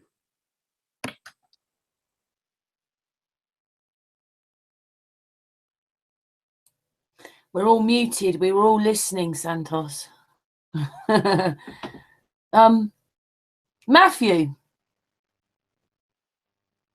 Yeah, I'm here. I'm trying to put this together so that way I can try to make heads and tails over. Well, I'm getting everything that Santos is saying, but now I'm trying to make heads and tails on how to try to figure out my theories. Because, like I said, I'm very open to everything, and I'm not just solidified in everything that I believe as it's, concrete. And I like to listen to everybody else's stuff, and if it resonates more, it makes more sense. I try to see where it is in my theories, because I actually haven't been considering the dielectric and magnetic components into electromagnetism and stuff. Think about that too. So that I'm glad that he actually mentioned the dielectric components and the magnetic components about electromagnetic. I mean, to me, it's pretty much, goes further back to that, because to me, magnetism is that point of inertia that energy wants to find, because energy moves in that double helix fashion, and when it finds that point of inertia, which is magnetism, it flows into it, creating a vortex, and when it hits that point of inertia, it gets deflected, and then it comes back in on itself, creating that torus. That's the magnetic torus field right there. That's the way that I've understood it. If you, I saw you were going to say something, Santos. Yeah, just if I could jump in real quickly. The inertia is dielectricity. Magnetism is force. So there are two co-eternal, coexistent principles. And they are force and motion, which is magnetism, and inertia and acceleration, dielectricity. Those are two of the three field modalities, if you want to call it that. Okay, so force and motion, magnetism, the inertia and acceleration, this is dielectricity. This is black light. This is Krishna. And this is where the center of the vortex, which is what is the black lines. If you've studied, it appears that you've studied Ken Wheeler's work. You will see those the ferro cells, how they produce white and black lines. Those black lines there, those are centripetal convergent. The white lines, they are centrifugal divergent. That's magnetism. That white line, that is Radharani radiating. That is force and motion. That black light, that's the opposite. That's inertia and acceleration. See, I combine that knowledge with scientific Lee, Ken Wheeler with scientific Lee, because Ken Wheeler only touches basis on magnetism, whereas scientific Lee talks about the flow. And the way that I understood it was almost exactly like how you're explaining it, except the dielectricity is like the dielectric field. It's the unpolarized dielectric field. And when there's a perturbation within the field, that dielectric field becomes polarized. And then that polarized field locates that perturbation, that point of perturbation, which is now the point of inertia, which is the magnetism. And then it flows, the dielectric energy flows into it in a centripetal convergent motion, or yes, centripetal convergent motion. And when it exits, it exits as electromagnetism. And then when that's how it circles around. And then when that electromagnetism passes through matter, that's when you have electricity, because, well, not passes through, because electricity is the current in between it, but it needs matter. So you go from the dielectric to the electromagnetic because of the magnetic pull towards it. That's how you get that electromagnetic, from the dielectric to the electromagnetic. Then it goes through matter, because matter accumulates when you have the dual toroids.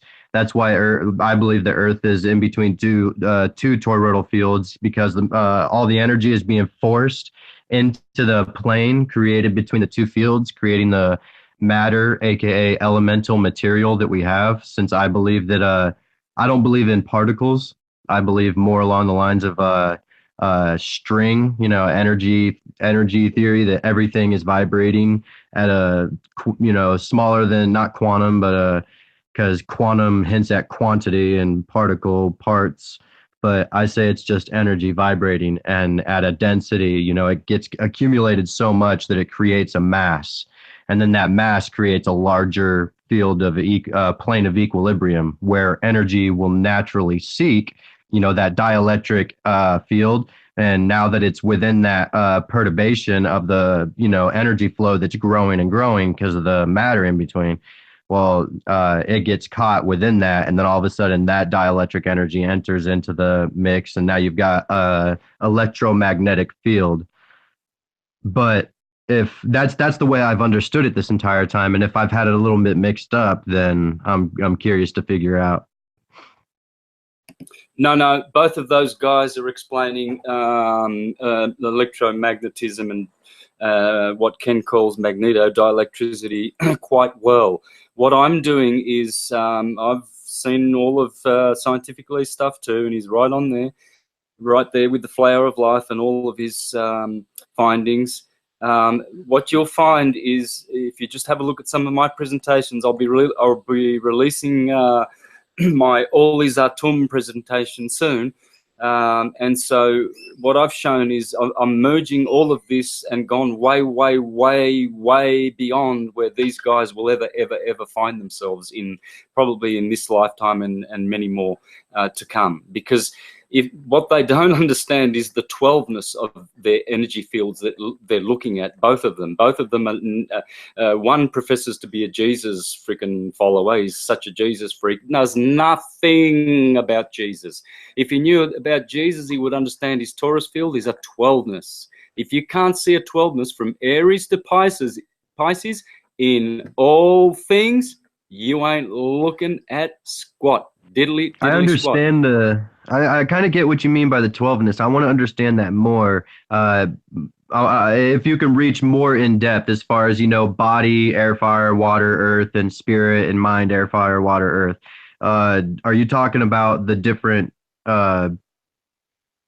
properties as far as like you've got the neutral and then the positive and negative, or the black, white, and neutral? You got the three sets as always. It's not just it's not just a duality because there's always neutral in the mix. But is that 12? Does that go anywhere near my theory as far as the 12 original sciences of creation?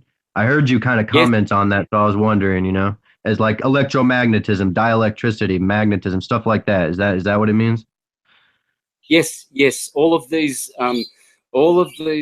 religions and sacred textbooks, they're all talking about science. It's all dealing with the Holy Trinity of dielectricity, always first, magnetism, always second, and the inferior vibratory energy called electricity. Hence, when you've got the Holy Trinity in the East, Krishna, Radha, and Bel, you've got Israel. Okay, Krishna, Radha, and Balaram. It's always dielectricity, black light, magnetism, white light, and electricity, red and blue light. And this is why it is the child of God. It is the one that was sent forth into the world to save the world. It was the light that God sent forth that the world recognized not, etc., etc. You see, they are only talking about these three field modalities in all books. There's never been a book written, whether it's a nursery rhyme or a sacred text or whatever it is, that is not speaking about this Holy Trinity, because there's no other subject, because that's all that exists. The field, you see, the counter space where Vrindavan, where paradise is not in this vibratory transitory temporal world, mundane world in which we are living in past, now, and future. There it is all eternity in counter space. And there is where mind projected from. So the 12ness of mind projected from that, you see. And so this is where we, this is when the field, that field is static in that it is not partaking of any temporal illusion. And so when that field is perturbed, that's why the Cosmocrator, the Sun, Saturn, Jupiter, the seven Elohim, that's why they are responsible for this inferior world, quote unquote. This is what the Gnostic Christians called it, the world of the demiurges and abortion, etc.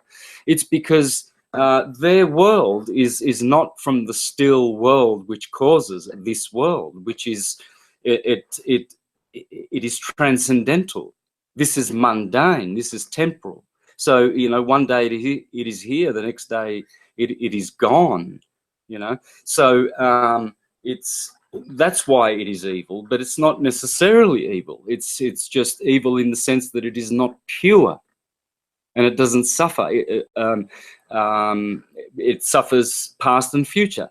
So it wears out. It tires one out. It has pain and suffering involved with it, you see, and all of its illusions. And see, we forget that we are atemporal and unconditioned in our true, state before we incarnated. So that's what all the sciences are talking about, because they are not just, mechanical material energies.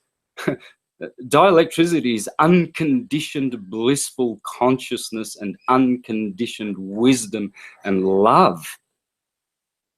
You know, and magnetism is not just a mechanical unconscious force. It is all of consciousness. That's where it comes from. That's why God is elusive, because people know that God is everywhere, nowhere is everything. It's God is omniscient, omnipresent, because it's how we are, how we exist. It's all God. So those atheists who deny God, they're insane.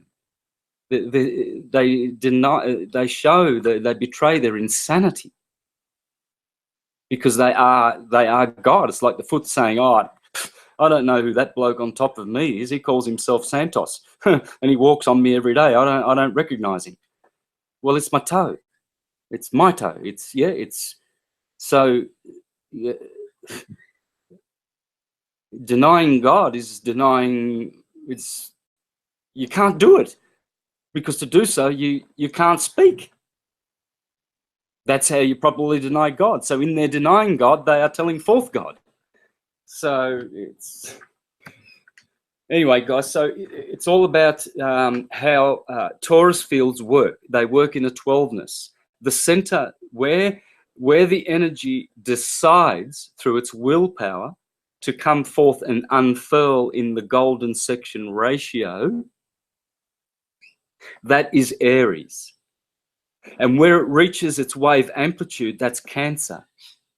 Where it reaches its wavelength, that's Libra. That's why the scales of Libra are there to tell you we're at 180 degrees of the wave, right? So then it turns around and it folds back into itself, a la unscientific Lee and his Jesus who helps him. I don't know why he doesn't help him with the real truth.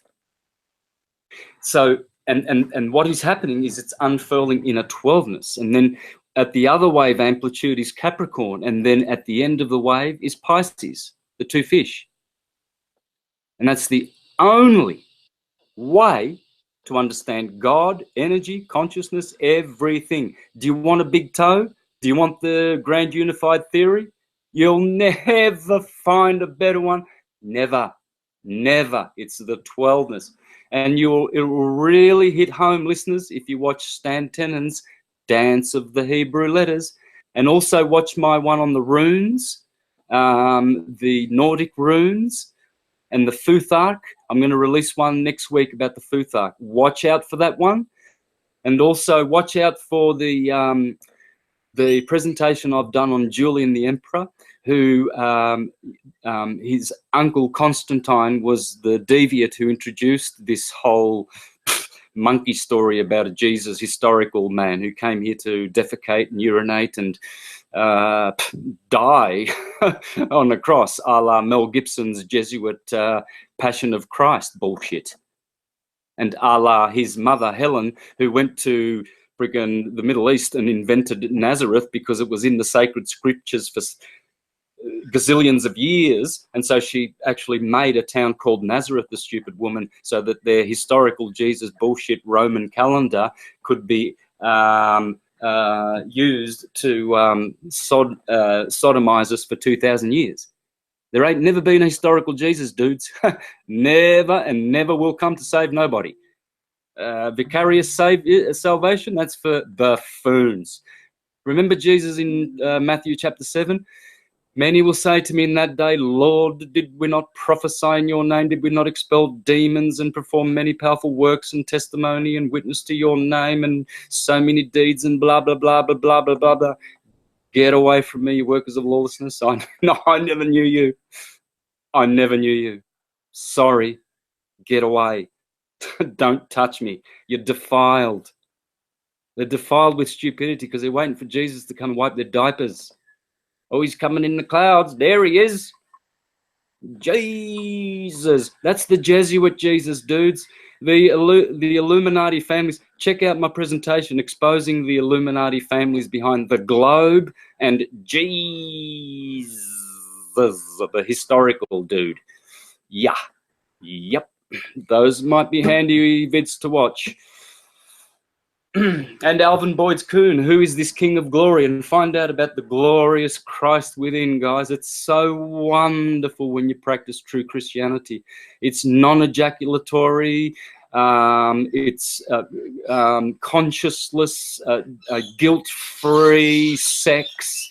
It's raising the chrism. Oh yeah, by the way, I was going to read something real nice about raising the chrisms, guys. While we're on this, nice article. I forgot to. Oh, well, I didn't get a chance to read it earlier on when the other guys were on talking about this. Here's an article called "Semen Spirituality, China in India" in the on the net. I'll just read a few snippets. According to the Chinese text, the manuals of the immortals, the adept can make the semen nourish the brain by applying the 2 middle fingers to a spot behind the scrotum and in front of the anus, while at the same time the breath should be fully expelled from the mouth, none being retained in the lungs. Thus, all semen will come back from the stalk of jade and mount upwards to enter the brain.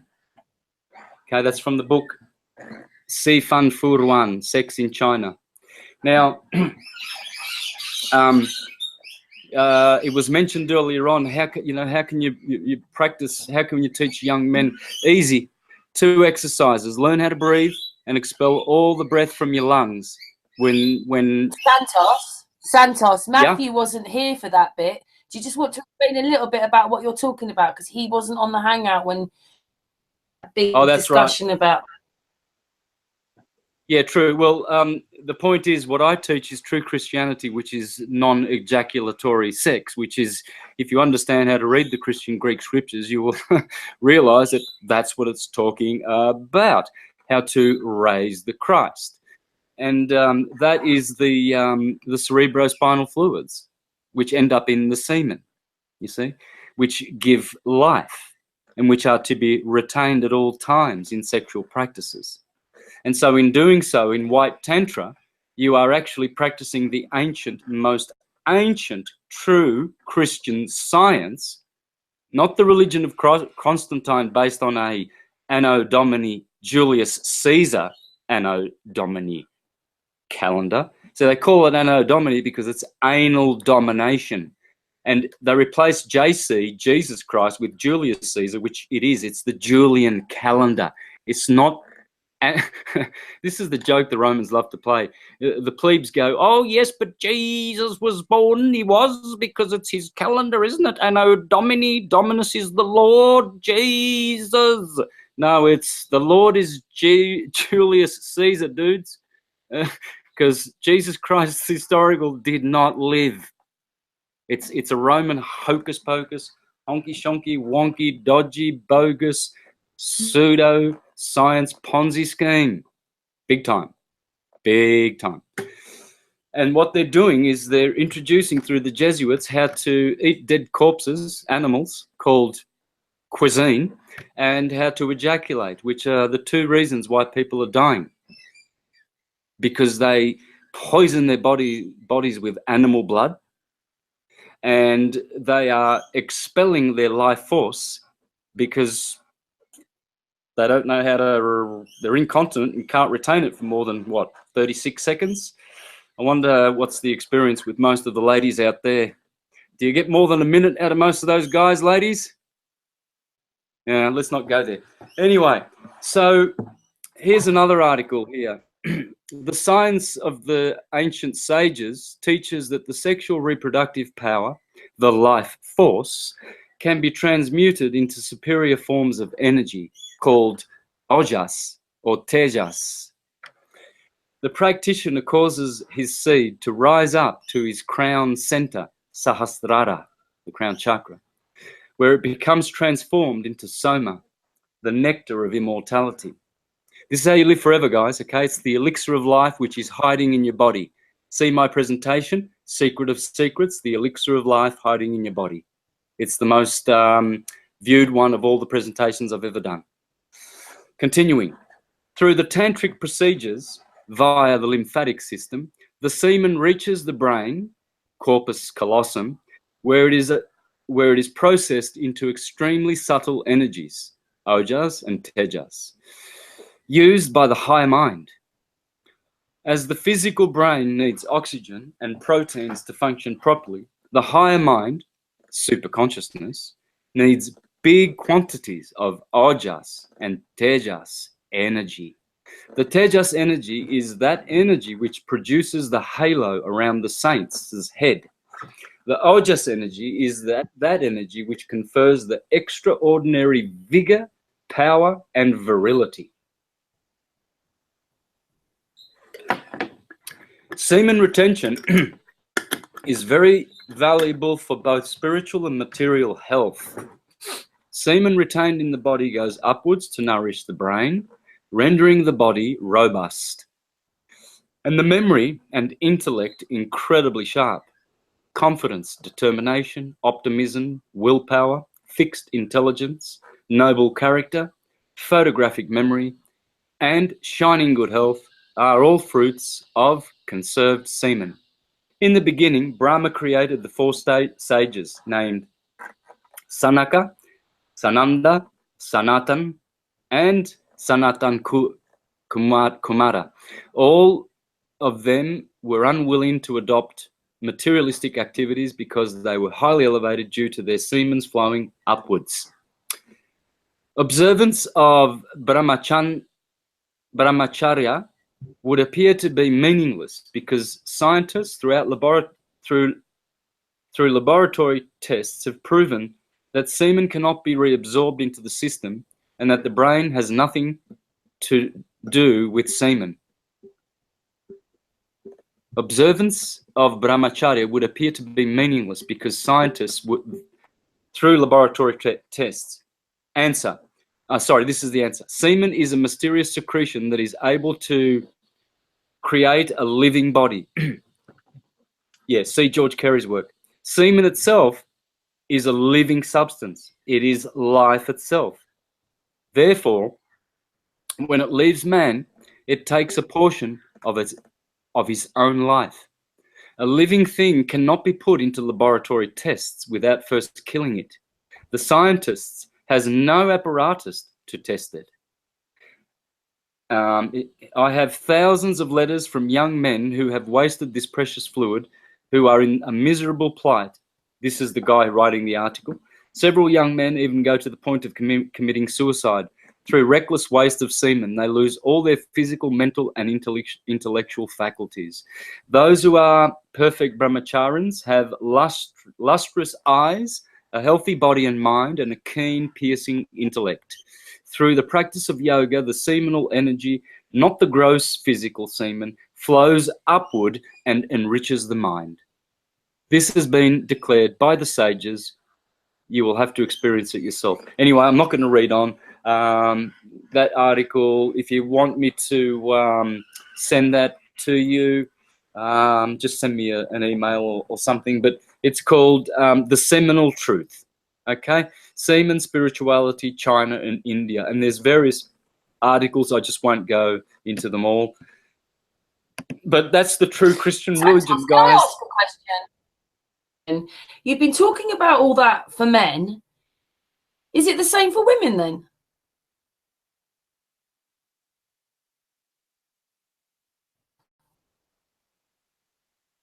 Yes? I didn't hear anything. I just said, you said all this about men, about why men shouldn't be releasing their sperm, but then... Well, see, the fluids, they're all related to the cerebrospinal fluids, which are produced in the claustrum, which are the life fluids, which are the corpuscles, if you want to call them such, or life energy, which creates all the other 12 systems in the body. Comes from the cerebrospinal. According to George Carey, the first fully developed in the body. And so it nourishes through the vagus nerve, the pneumogastric nerve system, all of the vital organs, you see?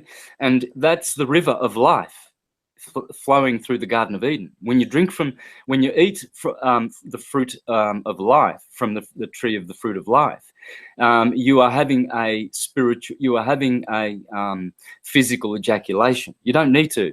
Men and women can have sustained orgasms. There's no detriment in having an orgasm. This is different to an ejaculation. So you can have a sustained orgasm if you have the correct sexual practice. You don't need to be secreting all of these crystic fluids, because they all differentiate from the claustrum. See, they're pure at the claustrum, and then they enter the third ventricle, where they are differentiated the first time through the pineal gland and the pituitary gland. And then they descend and get further differentiated at the thymus, the thyroid, then the thymus, then pancreas, adrenals, etc. And so the endocrine system just dilutes this manna from heaven, this soma juice. So in order to re-enable the body and re-enable and re-enable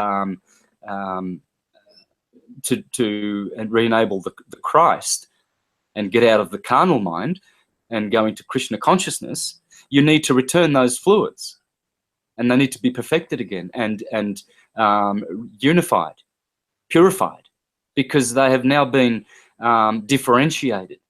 It's just an alchemical process. There's nothing so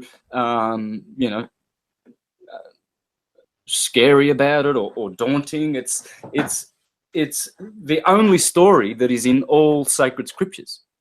How you, with the elements that you've inherited in your body of earth, fire, air, and water, how you purify them and how you return them back to unity glory. And you do this time and time again. Whenever you incarnate, whenever you wish to dance in the phenomenal world and experience pleasure and pain, red shift, blue shift. And then you go back to cause through this process of returning back to Christ.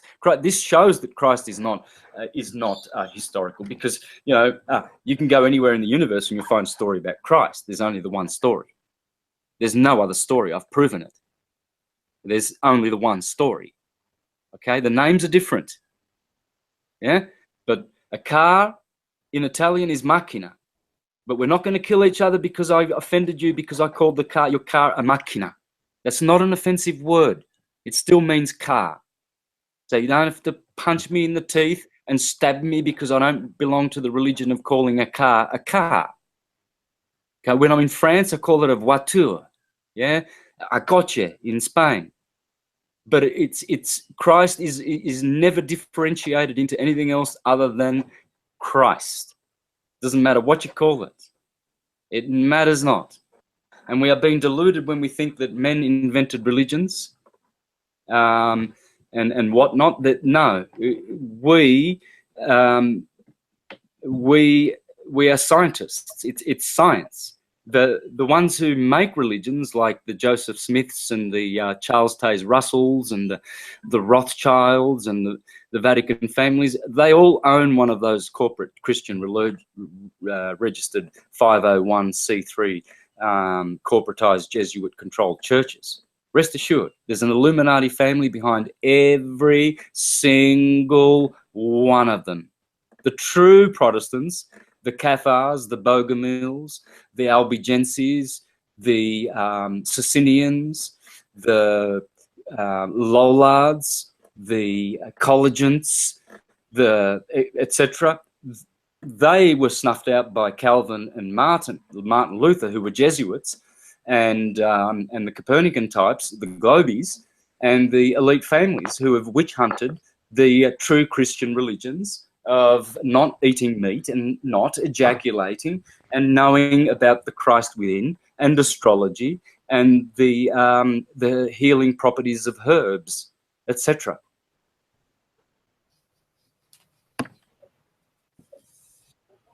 Can I ask a question, Mr.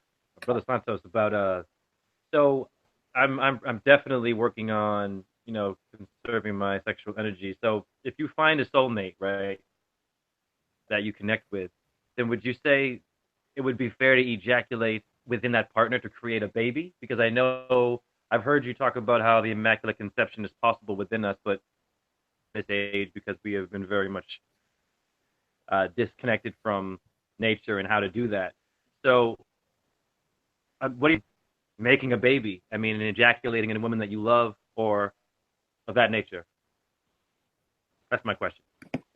Well, I suppose for most of us on this call, we're probably not advanced enough to know how to procreate without spilling the semen. But this is what the Jesuits are withholding from mankind, because they are the initiators of the left-hand path and teaching that anything goes and you can spill the seed. They started all of this. This is where this holy, unholy, blasphemous, meat-eating and ejaculating religion comes from. This is the two most detrimental, hurtful, harmful activities that are demonic that humanity are practicing right now. Let me read from The Perfect Matrimony by Samael Aoun Weor. Here he says, "It is not necessary to spill the semen to engender a child. Imbeciles like to spill the semen. The Gnostic is not an imbecile.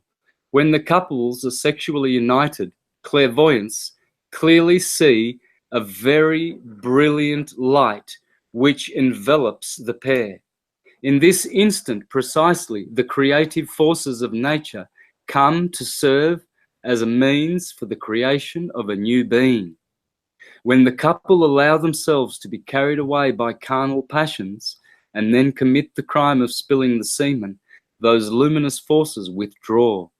Their place is taken by luciferic forces of a blood-red colour, bringing quarrels, jealousy, adultery, tears, and desperation to the home. This is how homes, which could have been a heaven on earth, become true infernos. Whoever does not spill the semen retains, accumulates for himself peace, abundance, wisdom, happiness, and love. With the key of sexual magic, one can put an end to disputes in the home. This is the key to true happiness. During the act of sexual magic, couples are charged with magnetism. They magnetize each other. The pelvis of the woman pours out feminine currents, whilst the breasts give off masculine ones. In the man, the feminine current is rooted in the mouth, and the masculine in his virile member. All these organs should be well excited by means of sexual magic in order to give and receive, transmit and collect vital magnetic forces, which continue increasing extraordinarily in quantity and quality. I can verify this, guys. 5 years of practicing this, and instantly when I practice sex, I am in bliss, and I don't have to practice any. I don't need it. I really don't. I can live without it. I can live with it. Sometimes I have it, sometimes I don't, because I only have transcendental sex, okay? When couples magnetize each other, oh, hang on a minute. Okay.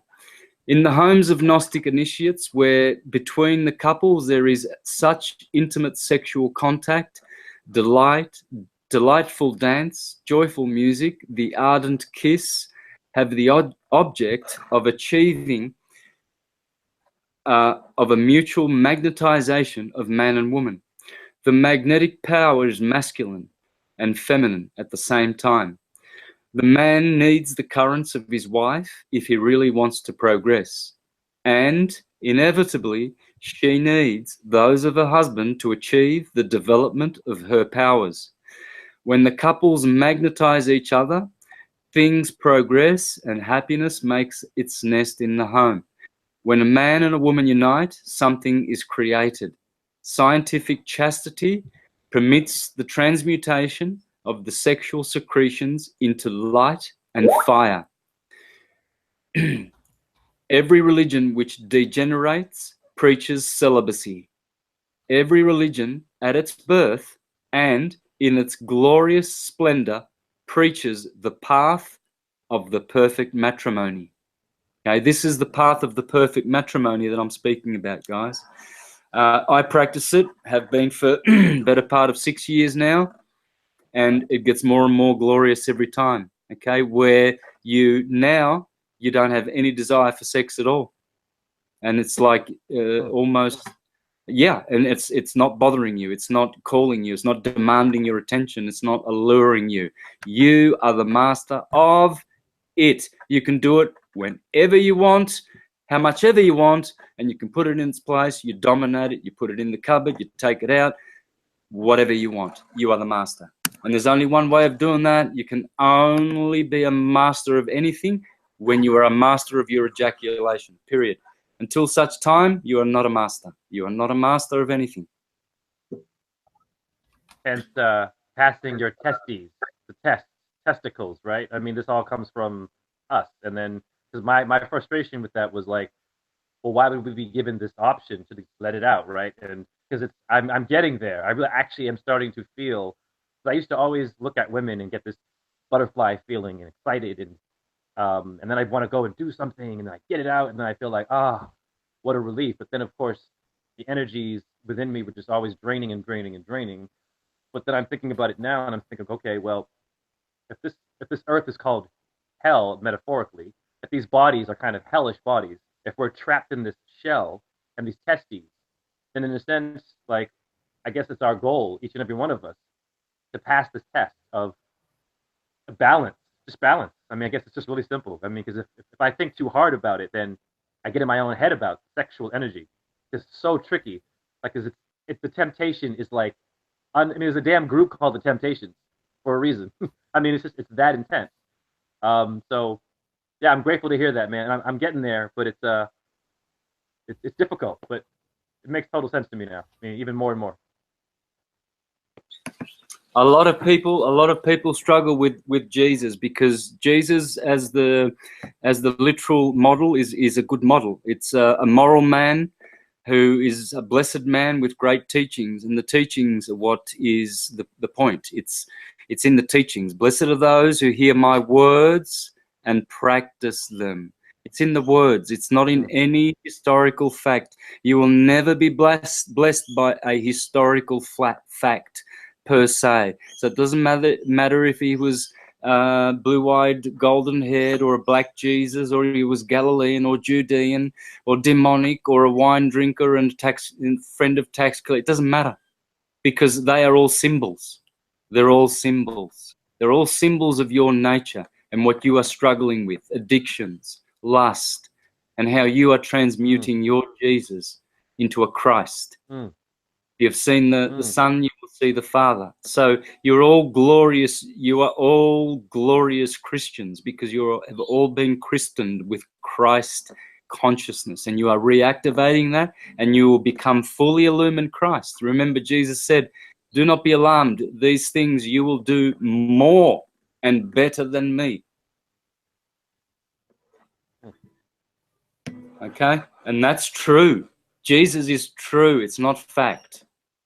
Okay? If we look for literal fact, the Bible says it in Hebrews. The letter of the word killeth, but the spirit of the word vivifies. And then in Galatians, he says, when the Bible talks about Abraham, Sarah, and Hagar, and her children who are above, and the children of Hagar below, and this is an allegory.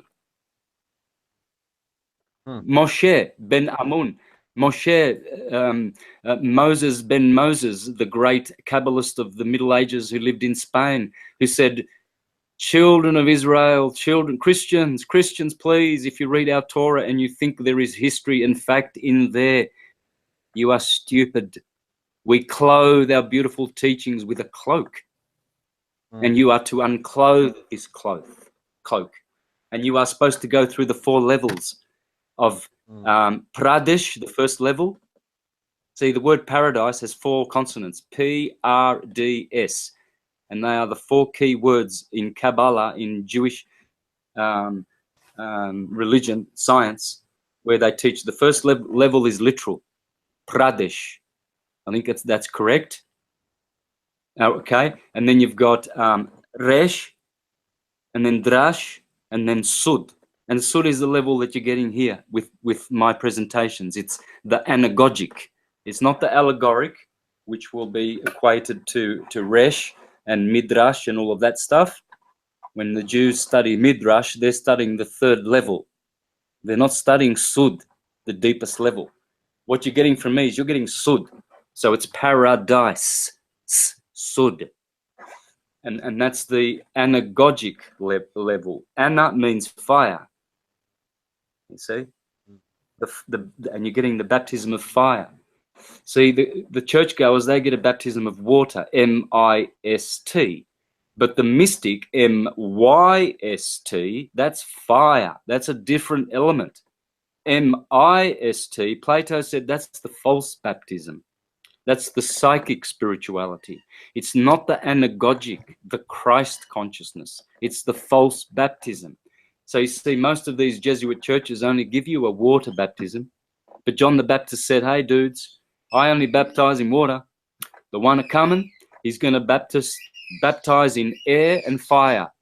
Spirit, he called it, and fire. If you haven't been baptized in fire like in Pentecost, and you haven't got clairvoyance and anagogic insight of the scriptures, and you're still on literal, pradesh, that's for 12-year-olds. That's when you tell children 12 years of age, hey, dudes, you know that Santa Claus story? Well, it's the same as the Jesus story. It's the same as Buddha. It's the same, and it's not real. It's a true story. And this is what it means. You are that little Pinocchio child who tells lies and want to be a real boy one day. Therefore, when you illuminate your pineal occhio, Pinocchio, pineal eye, then you will be real.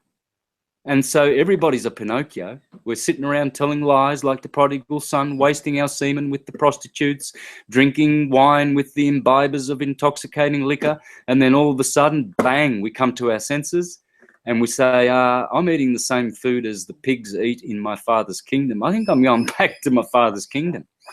So like Achilles in his 10-year Odyssean wanderings, finally returns to Penelope, the higher mind. And he shoots the arrow through the eye of the needle, and he conquers and he returns the prodigal son, and he's restored to his former glory, and he's christened and back in his kingdom, and he slays all the suitors, the wannabe pretenders who think that they're just going to pick up Penelope because Achilles has gone wandering. So if you want to be Achilles and you want your Penelope, you see, you have to put that wax in your ears, because the sirens, if you don't tie yourself to the mast of the ship, which is your spinal column, and you don't practice sacred sex because, oh, I want my little, well, I've been busy for 5 minutes with my woman, I deserve a little treat, I'm just going to have that little ejaculation for 3 seconds, and I'll be very pleased and tired after that, and I'll fall asleep real nice and proper on her. Oh, how romantic. For that little reward, eating from the tree of life, you get shriveled up, wrinkly, and die. Because from the day you eat from that tree, you will positively die. How you live forever is you keep your fluids. So both women and men can practice sex where they don't have to squander that Christic fluid. Because what do the fluids of the body smell like? Fishy to you? Yeah, the fish is the Christ. The oil, is it oily? Is it salty? The salt is the Christ. The oil is the Christ. The fish is the Christ. All of those fluids which bathe your bodies in the cerebrospinal fluids, that's the Christ in you. That's Jesus swimming in your body. It makes your soul. And that's the tree of life, man. You don't want to starve that out. You want to keep those brain fluids, because then you start, having, a good life. I want to build with you. I want to build with you on that. I want to build with you on that. Yeah, so because I think that I can merge sexual education also with ballet pedagogy. And I'm a lot of aha moments right now. So we had the film Black Swan came out a while ago with Natalie Portman, and it was a ballet, of course, movie, and it was controversial, right? I'll never forget when I went to see the movie.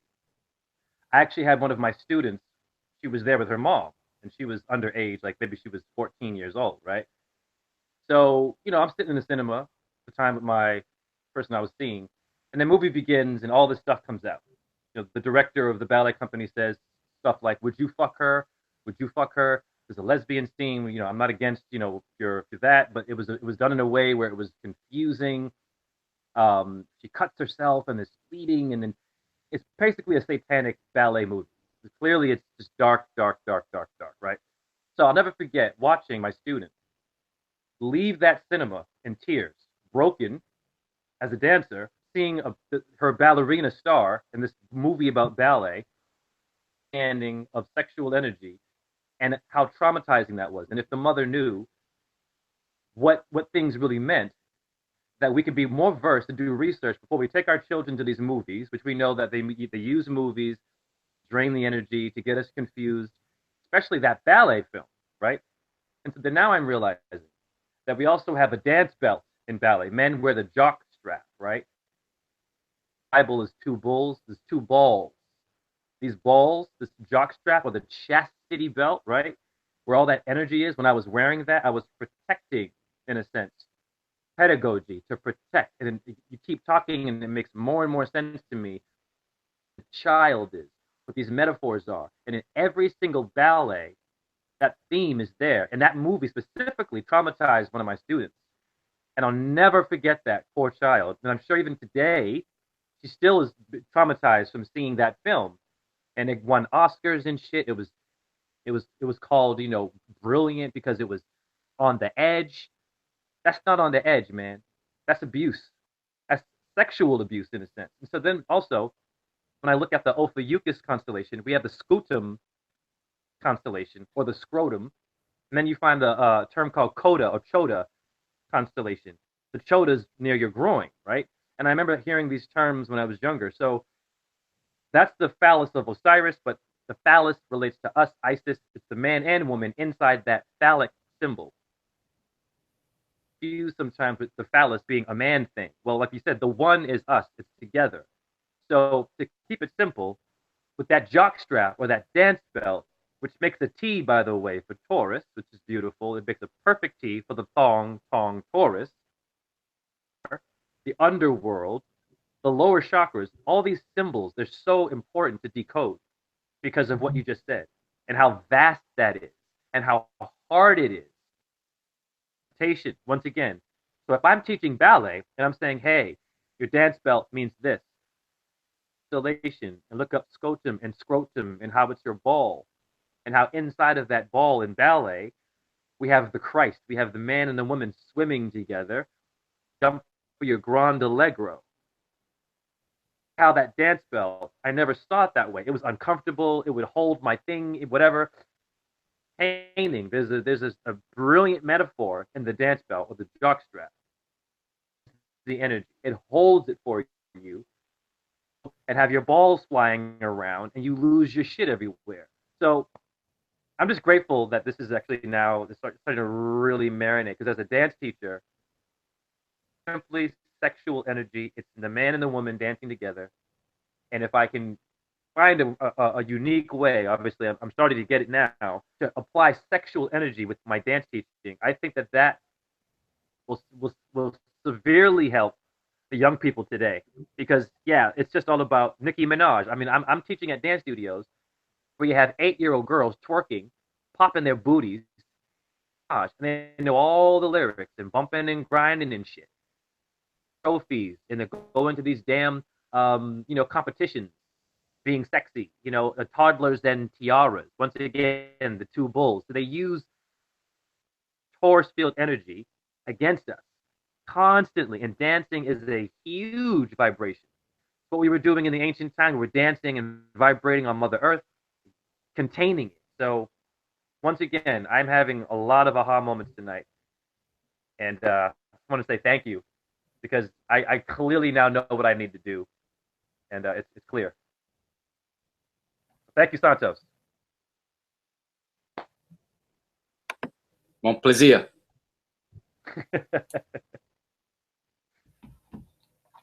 Yes, I think that Jay mentions you in every little 1-minute videos that he does.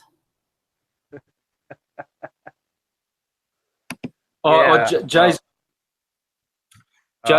got a great skill with syncretism. It's just incredible. Noticing words in a very peculiar way. I can see the style coming through. He's got his own style. So it's I hope it just grows and grows and gets more and more popular and out there, because it's a really great way to get people thinking. Just 3 or 4 little quick thoughts in a 1-minute vid can change a person's life. Yeah. Yes, I'm starting to put some of these videos together for him. We're on 120 now. We've done 120. Karen, bless you for that.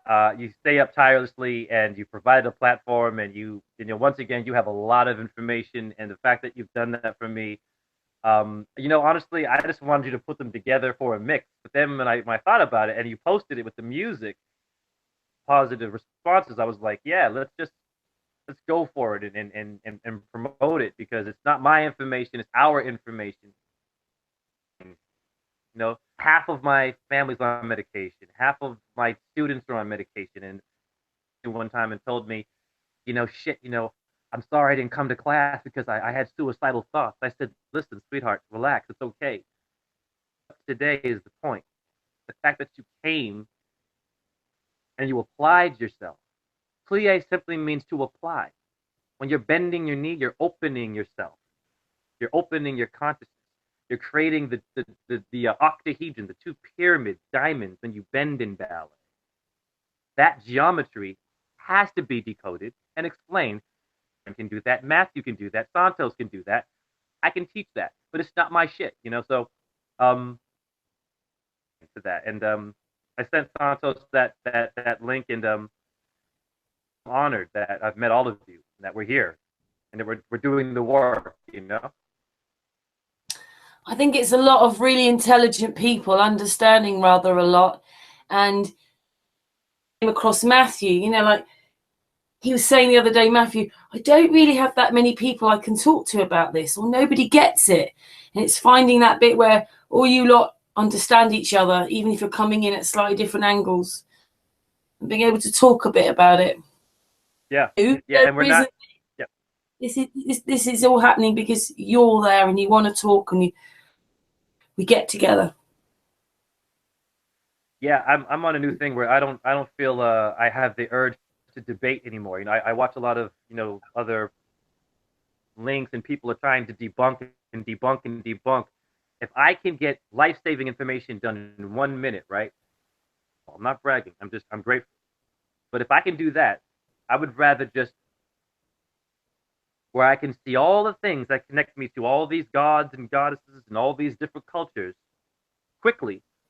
I can move on and let go of my trauma, let go of the abuse I might have gone through, crap that I was told when I was younger, all the medication and all the foods and shit and all these cartoons and tap, all this hip hop talking about trap music. They're trapping us in the ghettos.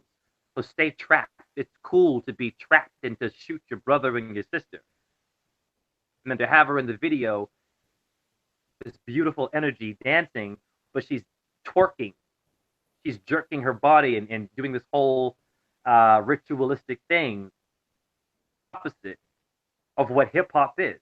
I even teach that hip hop is basically electric and magnetic. It's the balance, it's the one and the two. It's all hip hop is. And then that turned into something different. So it's like, it's a snowball, a jambalaya of culture. I have every race in me. Everything is in me. So why am I going to associate with 1, 2, 3, or I'm the original man and the black this and the white that and I went through racism. I'm done. I'm a being of light. Simple. This little light of mine, you got a solar plexus. Matthew has one. Santos. Everyone on this panel. Side, there's your race. I mean, it's simple, and it's so funny how it's easy to forget. You know? Oh, that was very nicely put there. I don't know what Matthew thinks then coming on. What do you think, Matthew? Is he there? Well, I don't know. It's a whole lot to take in all at once. I'm trying to honestly. I'm like, I've got my little notepad here and I'm just jotting things down, and I've got my other cell phone next to me, and I'm sitting here trying to look things up as I'm going just so I could understand better what everybody's talking about. I don't understand some of the terms and some of the things that they're talking about, so I can't really equate. I'm a very visual learner. So, like as Ty's talking about ballet stuff like that, I'm trying to look up the moves and see what I'm trying to look up the different the different things that he's talking about. So that way, I'm like a visual learner, so that way I could understand. And then I'm also trying to find the videos from Santos because I'm really curious about this non-ejaculatory sex. I've never heard of semen to the brain, anything like that, but uh, I don't know. It's as as weird as it sounds. It seems like a uh, a secret that people don't normally talk about so much because sex is such a big thing. To me, it's freaking whatever. I'm over it. I'm already young enough, but I'm already over it. It's either I have a no libido whatsoever, or I've conquered that little niche that people unfortunately have to deal with a lot. But I'm trying to figure out what Santos is talking about, because if I'm not going to utilize that particular thing that's wasteful anyways, then I might as well try to figure out a way to make use of me not doing that. You know what I mean? If that makes any sense. I'm already not wasting it. Might as well utilize it. Yeah. Thanks for that. Just to say, FPV's joined us back on the Hangout. Hi, FPV. Hi, Karen. Hello, everyone. Sorry I had to jump out before. I got lots of people to say hello to, but I'm back. My darling. I bet you've been missing the conversation we've had today. It's been a very deep conversation today. Yeah, I've been flicking back and through. Don't worry. I like to keep an eye on things. Cool. Anyway, it's 2018 now. Seeing you. Was it this year you went before? Anyway, that was a bit of a joke, but yeah, very people have been very quiet. So this is like the longest hangout you've had. It's lasted over a year. It's good. Hey, Angel. It's good. You've been very quiet, Angel. I like to say something. Can you hear me? Just listening, I'm absorbing stuff like a sponge. But as Santos and the other guys were pointing out, I do believe, as he kind of said, that the whole way that we're taught in most of the religions, and I would like to point out that religions are all ways to divide the faiths, to keep them separated so they can't all unite and share their common things, so they can't put all the pieces together if everyone is deflected in different areas. Kind of like how Matthew was saying, how they took all the sciences and divided them. I want people all getting all the eggs in one basket, because then they'd be able to put 2 and 2 together. But if 2 is over here and 2 is over there, you can't put 2 and 2 together. The other thing is, I really think that these churches like to play word games. And you notice that most of the major religions, they focus on the sun, and they say don't worship the sun, but yet we worship Jesus, the Son of God. And they like to play word games because it's the word that's really more important, not the way it's spelled, the way it's spoken.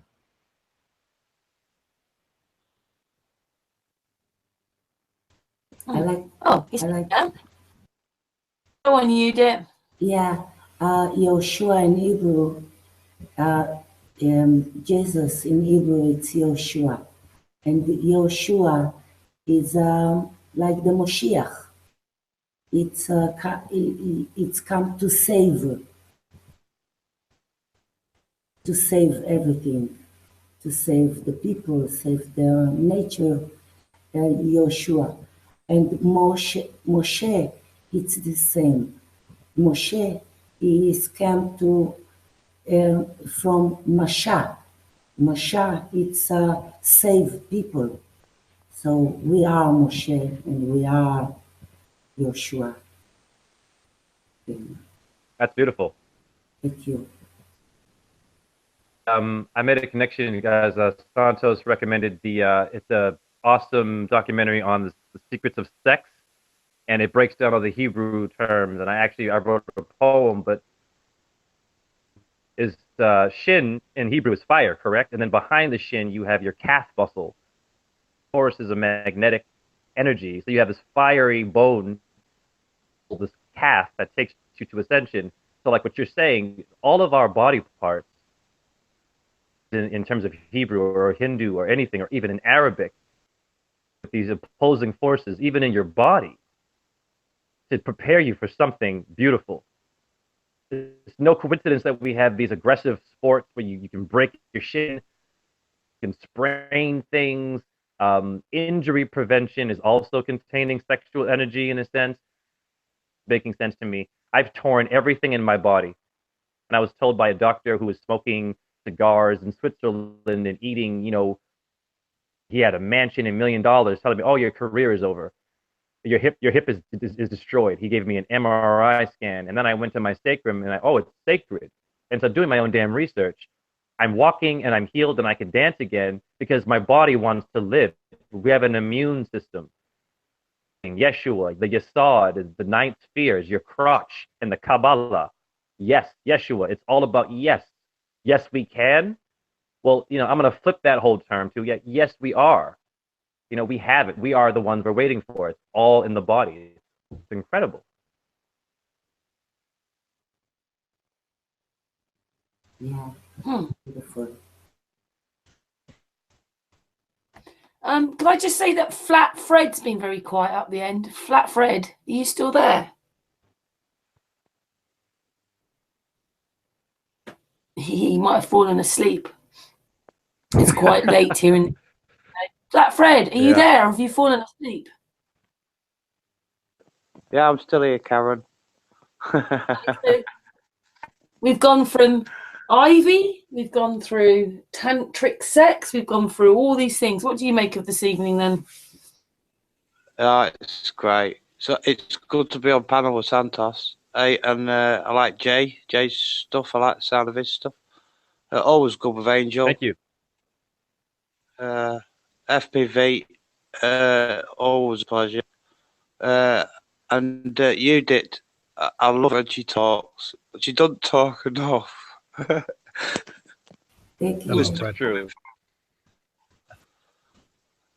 She does occasionally. Yeah, but she's been on a few other hangouts lately. You haven't mentioned Matthew. Yeah, Matthew. Yeah, I say I haven't. I see some Matthew stuff. Was it yesterday? Or was it yesterday or the day before? And I was really into it because he's right into his magnetism stuff. And I'm into all that magnetism, magnetic realm, female, male, positive, negative. Relationships are really hard, aren't they? Yeah, it's positive, negative. You got to find that balance. Opposites attract. It's all there. Unfortunately, I've just I was going to say that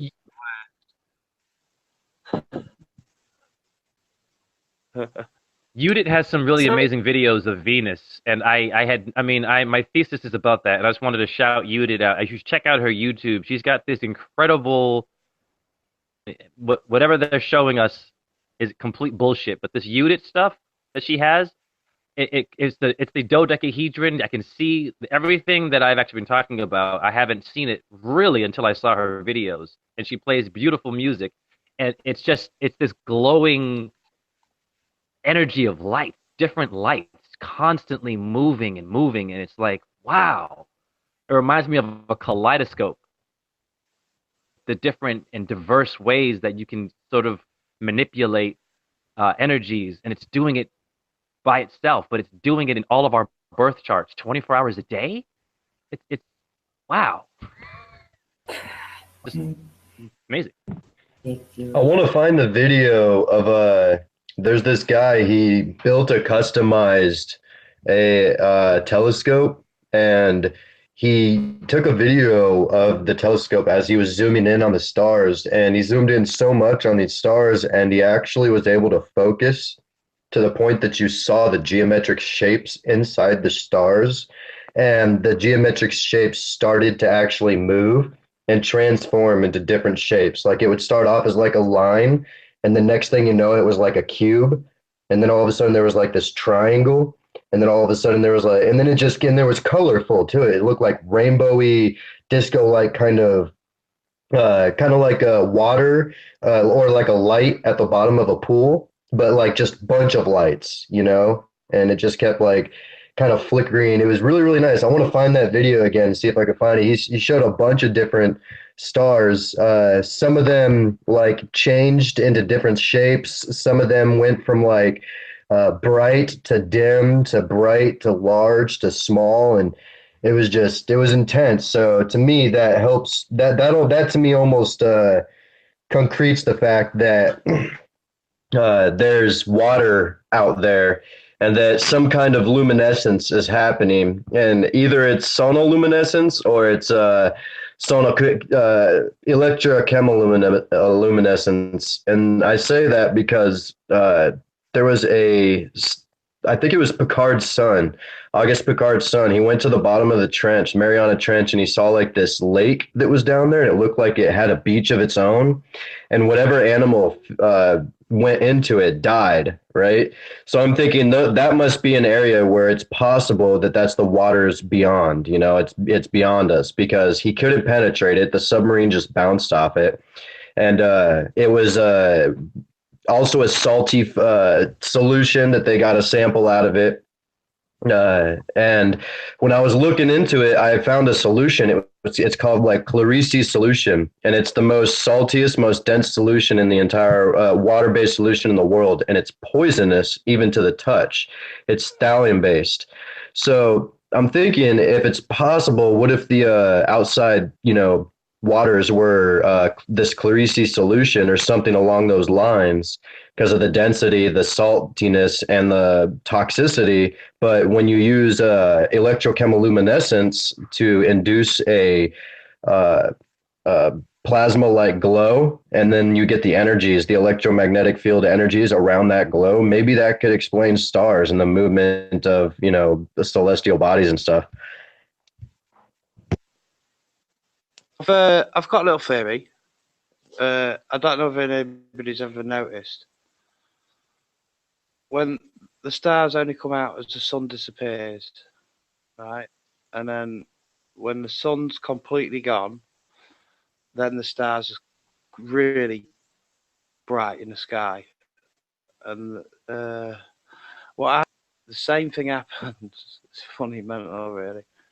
Is when it rains on your windows,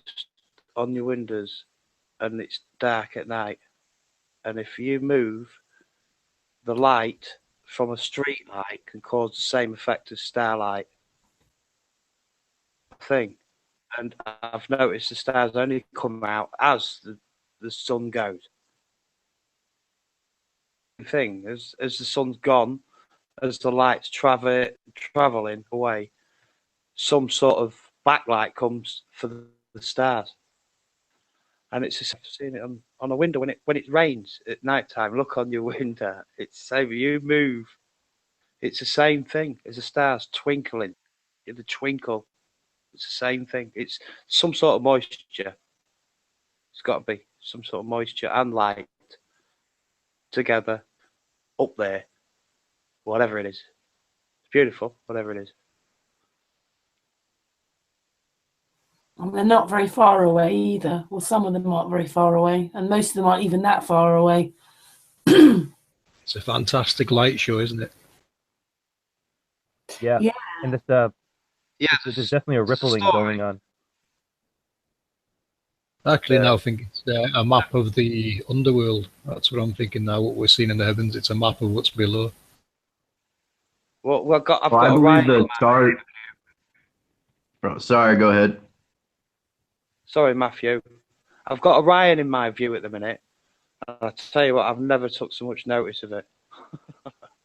You know, sticks out like a sore thumb. No, I was gonna say, I believe the movement of the celestial bodies is because of the toroidal field that surrounds the Earth, the energy field. It's causing, you know, a torrent in the waters all around, and that torrent is catching these lights or whatever within it, and that's why you have the wandering lights or whatever. That's my guess, at least, as far as why we My have some of guess is these. my guess is they're all following electromagnetic halo paths. That's where my research is finding out now. It's all electromagnetic halos, projections from below. Yeah, and that's why they can't get out, FEV. That's why they can't get out of up there. That's why nobody can get out. Yeah, they got no chance. They'll get electrocuted. It's impossible. They'll get electrocuted. Yeah, when I solar gaze and I see the stuff. Oh, sorry, go ahead. So they're trying to get up through. We're on the plane of inertia to get up through it, knowing that they can't even get up through it, and then the show starts, and that's the show. But the thing is, you can't see it, and only since I've got into flat Earth and got to start researching that I understand that it's inertia, and what's above us is impossible to get out. Possible. The only way we're getting through there is in the next realm. Yeah. Simple. Yeah, that makes sense to me. To me, it's an electromagnetic field above us. What you might want to call your dome, and there's multiple layers of them. You know, there's not just the first layer. We're seeing the sun and the moon navigate around these halos, and this is just the first tier. There's multiple tiers up there, and I've been going through various scriptures trying to work out just how many. The Mayans, they believe there's about 13 layers, and come noon, the sun's climbed up to the maximum layer, and then it comes back down again. So, I've been researching what the Mayans and the Vedic believe in, and I can actually demonstrate what they believe in on the grid I'm using now. Cool. When I'm solar gazing, I see these the sun is making these rings, and I can see the rings slowly moving towards me. It's the rays are. I can see the torus fields. I can see each ring and level. If it's subtle, when you focus on it a certain way, there these you can see it. It's like this liquidy circular motion, and then it has me thinking about the African women who wear those rings around their necks. So there's so many things and symbols of this science. Many beautiful cultures that they wear it or they embody it. Yeah, it's just as you guys are talking, I just had that epiphany. Seriously, just from what y'all just said, this visual thing. Like Matthew, I'm also very visual, and you actually gave me an idea. I should probably do a presentation where I'm drawing the ballet terms. So I was on a board. I'm gonna get to that point at some point for sure, and just have I can just write the terms and stuff like that. Well, I've got journals upon journals upon journals of writing, and my whiteboard sits next to me at all times, and I'm constantly taking. So I've got hundreds of pictures in my phone of just different things I've drawn up on my whiteboard. I'm always constantly writing everything down just in case I need to refer back to it, or I like to look back at some of my old work and realize wow, I was kind of far off on that one right there, but I want to get even further, I want to keep going. I don't want to stop. I want to, figure it all out. That's why else are we here except for to sit here and figure everything out? I mean, God, the ultimate source, what are you going to do when you're absolutely everywhere and anywhere and you're absolutely all knowing, so what are you going to do, for fun? What is exciting? What are you going to do? You create, so you create something and then you instill free will. So now you got a creation with free will, and now you've got some surprises around the corner. You're omnipotent and whatnot, so you've got just this one little creation. So what if it's possible that, instead, because this is the source we're talking about, and, just this one little creation, how could it, really, make fun for the creator? So the different dimensions come in. You got the seen world and the unseen world. And, whatever else that we don't know about. We don't know, but that's a good way to think about why things happen the way they happen. I mean, of course, you don't want to sit here and be like, well, we're just a movie for the creator. Well, what else are we? I mean, what else could we be but just, entertainment for the creator? Because, like I said, in the mind of the creator, if you were to try to put yourself there, what are you going to do if you're all knowing, if you're everywhere, can do anything, be anywhere, all of that all in one, and there's no surprise, there's no mystery, no curiosity. You can't spend eternity trying to learn anything. You can't spend eternity trying to build anything because you are everything. So what are you going to do? You're going to create something and instill free will. Free will meaning we actually create our own destiny, and as we create our own destiny, yeah, God is like the I was talking to a buddy like this, and the way he was explaining it kind of resonated. He was like, the source is kind of like the one that created the program, and then the creator is like the one that's like all the the pieces all up in the program, and then we've got us that play the game, and it just kind of plays out, and the creator is pretty much up there, and he gave us free will, so that way he'd be at least entertained. At least this is one side, philosophical way to, think about it and look at it.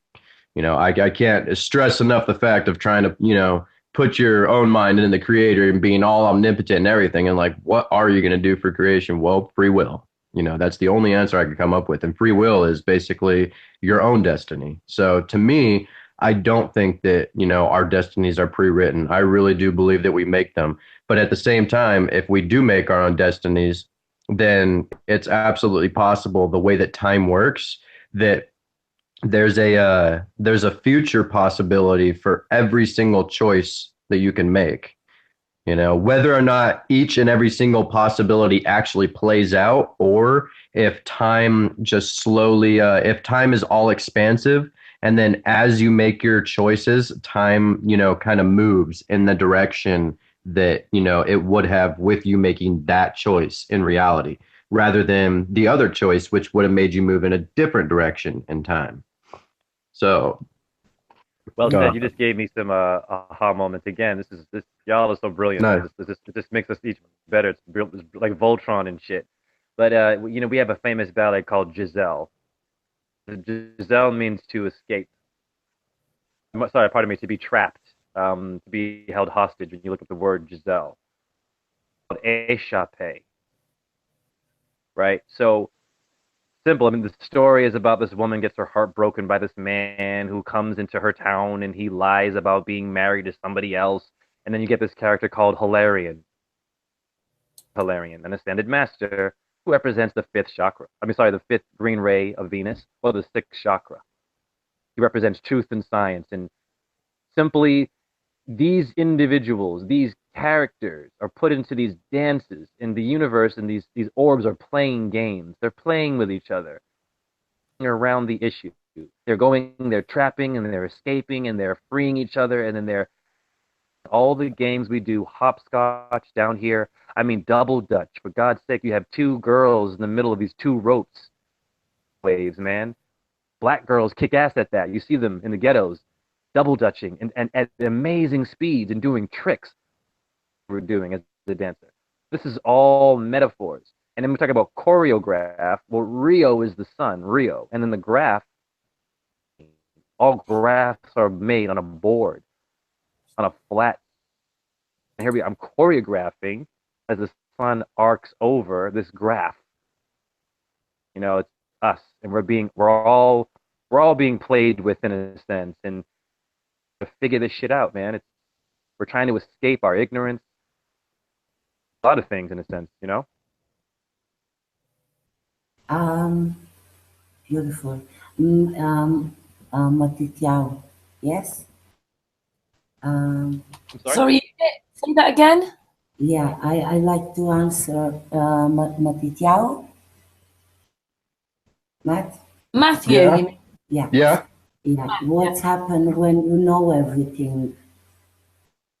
Well, that's what I'm saying. Like when you know everything, yeah, and there's nothing else to know, and you're just there's nothing else. That's the point where I think that's the point where that's like God, you know everything. There's no surprises. There's no nothing. You don't have to assume anything. There's nothing to learn. So what do? You create something that you may not know. So that way you've got something that's going to stimulate your knowledge, stimulate your existence. That way you're not just existing. You could actually be. Yes, be.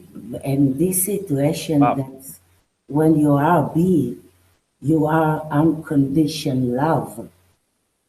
Like Santos, he is unconditioned love to everybody. That's what makes you become like this. Be. It's like God. Yes, you see everything, you feel everything, but you don't know because you let all the hard people show you what they can do. So you don't know everything. You see, you wait. I'm talking more along the lines of like God, and then there's the source. Yeah. 1 minute, I finished. You like the father who watch the children, and you want them to show you what they can do, with this creation. You see, this is the position of to be watching everything. Yeah, I don't think he was saying that he thought he was God or anything like that, or the fact that he thought that he knew everything. He was just explaining that to know everything would be God. We are, yes, we are. Yeah, no, like way before when I was saying that, I was saying like if you try to put yourself in not God's place, the source's place, because the source to me is where God the creator came from. Because if you think about it, even in Christian belief system, it says the Father is eternal. He has no beginning, has no end, always is, was, and will be. Whereas Jesus, saying that Jesus was the creator, always created through him, right? Well, he says, I am the beginning and the end, meaning the creator had a beginning and an end, whereas the source, the Father, is all eternal, always is, was, and will be. So to me, if you're the source, what do? If you're eternal meaning it always is, always was, always will be, and you're all omnipotent. Being perfect and being unconditional love has nothing to do with it. It's just you just exist. You just are, and everything that you are is. So if there's nothing else to that, what do? You create something and go with free will. So the creator came from the source. And this is my theory. This is not what I'm trying to push, but just, to me, the creator God, whether it be, whether you want to call them Enki or Jesus or, what have you, the creator God is the one, man, I just completely lost my train of thought. Like completely. Yeah. Yeah, no, he's the one that creates the story. He basically, you got the source created the creator God, so that way the creator God can create the story. Not the source create the story, but so the creator God can create the story, so that way the source can see it play out or know it play out or anything, as far as, well, that's why free will was extended.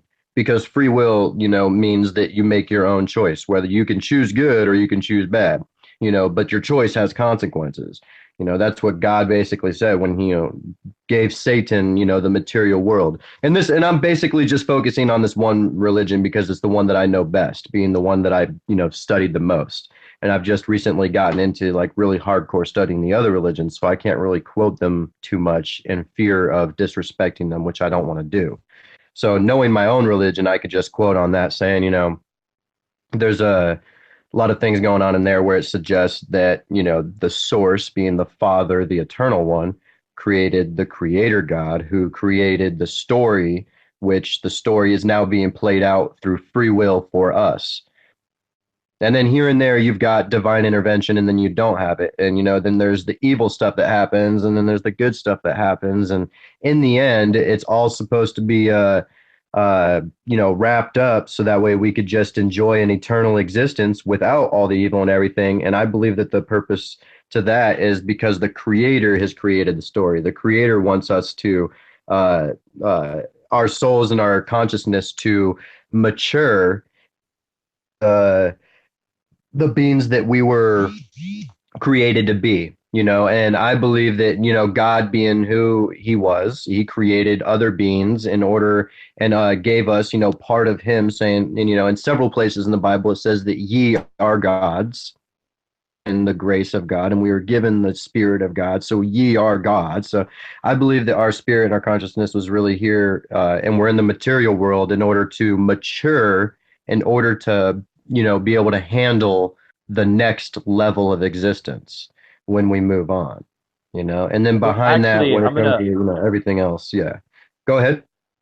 Yeah, so I got a half an hour left to sort of bring in this 2018 with my family. I think they're downstairs, but I'm gonna say this because you said story, and this is a really good place for me to sign it off. And for Taurus is toy, and then when you look up toy, it relates to trachea, and Taurus rules the throat. So the Disney movie Toy Story is basically tell your story, use your trachea, use your bulls, use your voice. We each have a unique trachea or toy, or a way to give force with these words, these Taurus fields. These words are containers and they can change things. I'm seeing it in my social media activity. I'm seeing it through meeting with Santos. He did not have to respond to my email from 2 years ago. And he responded and it blew me away because I'm like, holy shit, wow, it is working. The energy. I opened my mouth and I said the words. And so, every one of y'all, 2018, Happy New Year to you. Tell your toy story, use your Taurus fields, love each other, and let's just keep and let's get ourselves out of this hellhole shit and fuck Disney. Right. Right. Thank you. And yeah, Jay, I'm gonna. I've Thank spoken a you, lot to thank Jay you. last week, haven't I, Jay? Yes, you and I have a lot in common actually, and a lot of things that we can relate to, and experiencing certain things in life, like trauma, the good and the bad. When we talk about the pain, we get the pus out, and then when the pus comes out, we start to really heal. I'm not interested in how much truth anybody really knows. First, have you dealt with your pain and your trauma? Do you know right from wrong? Mark Passio, who talks about right and wrong behavior. Are you complying with orders? Are you just following orders and saying, well, I am a police officer, beat the shit out of you? No, right and wrong behavior. Like when I'm at university, I don't care about your doctorate or your PhD. This is incorrect to me, and it has traumatized me as a scholar. This is knowing right from wrong behavior. You know what I'm saying? So really what communication is, and our voices do that, and Taurus fields can change the world. And so before I once again sign off, I have to hear from my man Santos. So Santos, I'm gonna say I love you and happy 2018. Holla at me. Santos, are you there? Yep. Likewise. Okay. Same, brother. Fantastic. Thank you, man. Thank you very much, and thank you to the whole panel. And I'm sure I'll be seeing you all very soon. Oh, bless you, and big flat earth hugs for you. Thank you. Thanks to one and all. I'm peacing out. Big hugs. Thank you so much, Jay. Thank Bye you. bye. Nice to talk with you. Thank you. See you, Jay. Yeah, Bye, you mate. too. I don't know. I don't see my logo, so if I don't hang up the right way, I'm just gonna turn my phone off or some shit.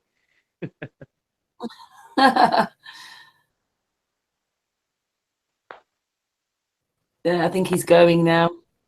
Oh, is he still there? Yeah, this has been an amazing evening. We've covered masses of stuff. Yeah, who wants to talk now?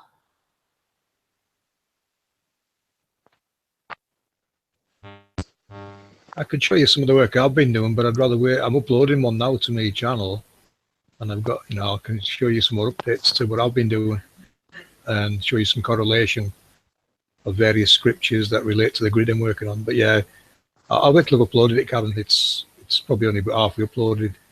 Then you'll be able to see it better all in one. You always do that. You're on a hangout or waiting to go on a hangout and you're uploading something, FPV. And What happens when you're on a hangout? crappy internet, a really bad upload speed. It does take a bit of time. Yeah, and you know what happens when you're on a hangout and you're trying to upload something? It takes forever. I'll show you the quick. Um, I'll show you the quick image. Hold on. Can you present me, Karen? Okay, sure.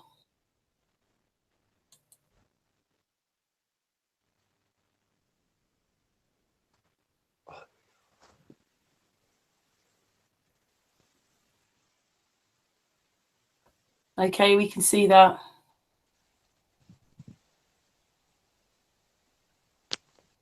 Yeah, what you're looking at there is the 9 primary deities from the main faith.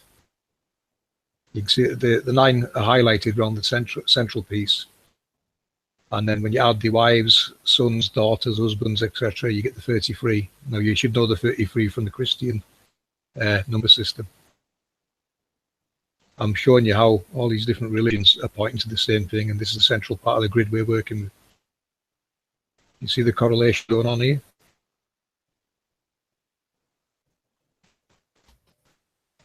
Right. Explain a bit more, FPV. Right, yeah, what you're looking at there is, if you can see my, hold on, the mouse on so you can see it. You can see my mouse there, yeah? Yeah. Where? Right. Where? What you're going to find, is, the religions I've been looking at anyway, they've got like 9 primaries, 9 primary deities that they seem to favour, and then you've got all these secondaries come from them. But if you look at this grid, the 9 primaries are 2 on the square here, say, and the 1 central. The 1 central is what you'd call creator, and it is what's running these ones, which in turn are connecting to these ones. These are what are projecting the halos into the sky of the world. Right there is 0.0 on the world map. On the map we're using, Africa would be roughly where my mouse is. And then you've got the portals in the corners, referenced by the Book of Enoch. This corner here, top left, that's Alaska. Top right is northeast Russia. And then you've got the 2 corners down here on Antarctica. New Zealand being over here and Australia and such. So you've seen the correlation of what they're all talking about. They're all describing the same thing. This is where the angels exist. It's pinpointing the locations on the world map. These, and the 33 central. The 33 central ones. So, you see the correlation where I'm coming from now, yeah?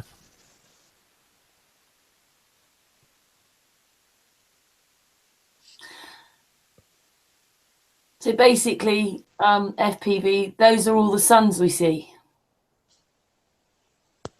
They're the angels, or the deities, or the gods, or whatever you want to call them.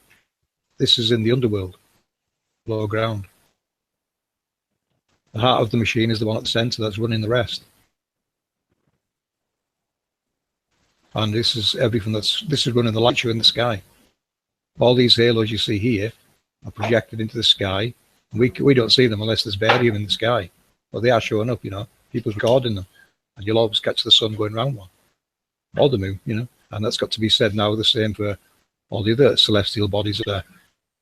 The main faith says there's 266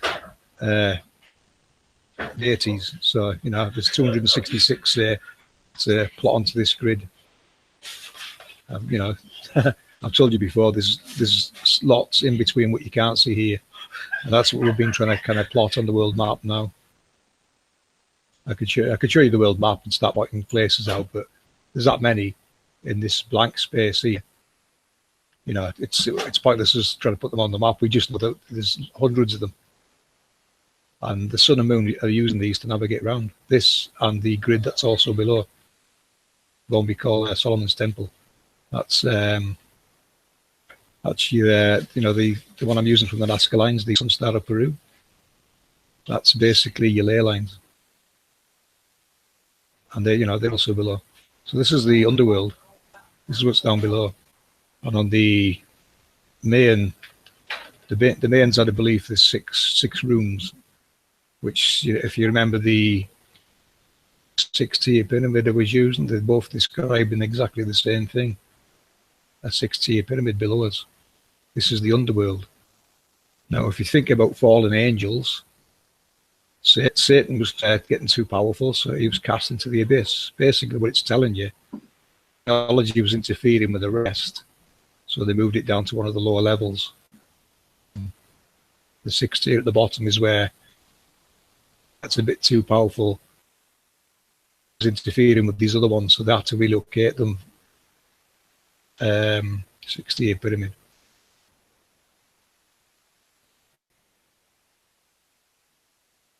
Well, I think that Matthew wanted to say something. Matthew? Yes. So that's what you would. That's why they're called the fallen angels. They've moved them down to the bottom of that 6-tier pyramid that's below us. They've moved it. What do you mean? It's been done like by us? To refresh you. It's done by humans. Well, it doesn't say who. I don't know the who. I just know I'm just decoding what they're telling you into what I'm looking at with this technology and how it's operating down below ground. Where did you get all this from? So I originally started with the Nazca lines and started over laying certain mandalas with world maps until I found the correct map and it started making sense. And then the researchers branched off from there, breaking down how that works. I've told you before, Matthew, CERN is a reverse engineered angel. These are what we call angels. Others call them gods, whatever you want to call them, pick a name. You know, these names and titles change over time, but this technology keeps doing what it was intended to do. It's a technological masterpiece below ground, projecting into the heavens, halos, that's controlling weather, light. You know, you've got an origin for lightning now, it's coming off these halos in the sky. They generate the winds, it's the flower of life, it's the Fibonacci sequence.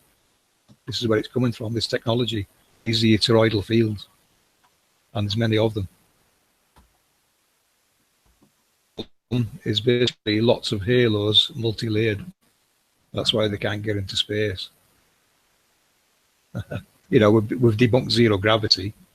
So ask yourself, what's holding the moon, the sun and the moon, and the luminaries in the sky? It's technology. They're following these halos around the sky.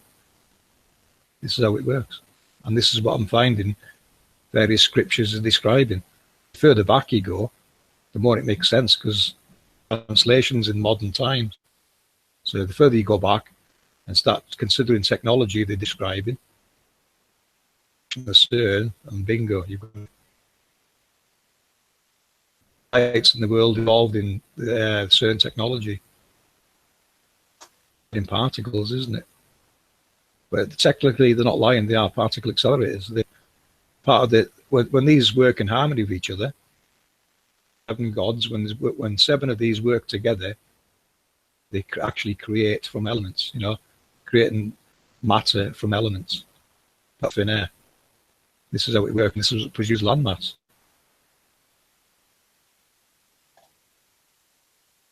The world's expanding, and it gets 20 millimeters per year. And it's due to this technology. This is what it's designed to do. And that's just many functions. Winds. Lighting, you know, this is, when you think of the pyramids, the pyramid below one of these halos, and the energy, that rotating toroidal field flowing upwards, you must be harnessing it in some way. Now, I've been thinking lately on a grander scale, how do you scale that up? Simple. You build millions of homes and plug them into the same grid and on your electricity meter. I think we're actually feeding the grid.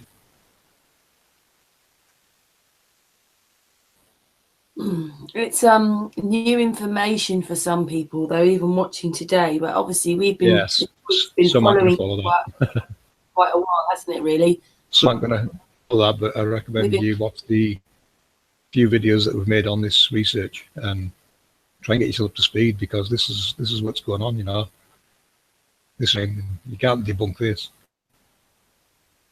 All the scriptures pointing to the same thing, and it is this.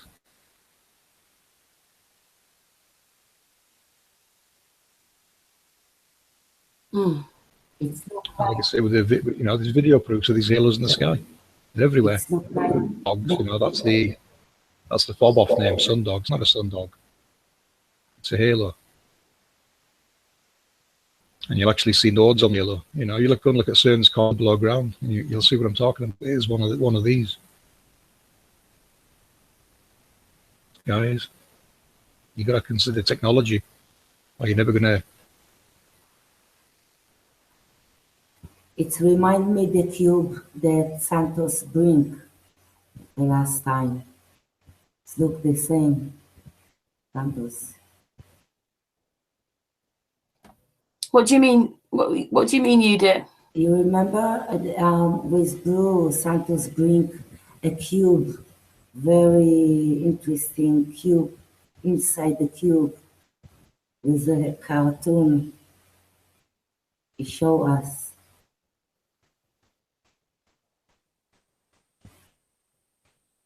Santos bring a cartoon.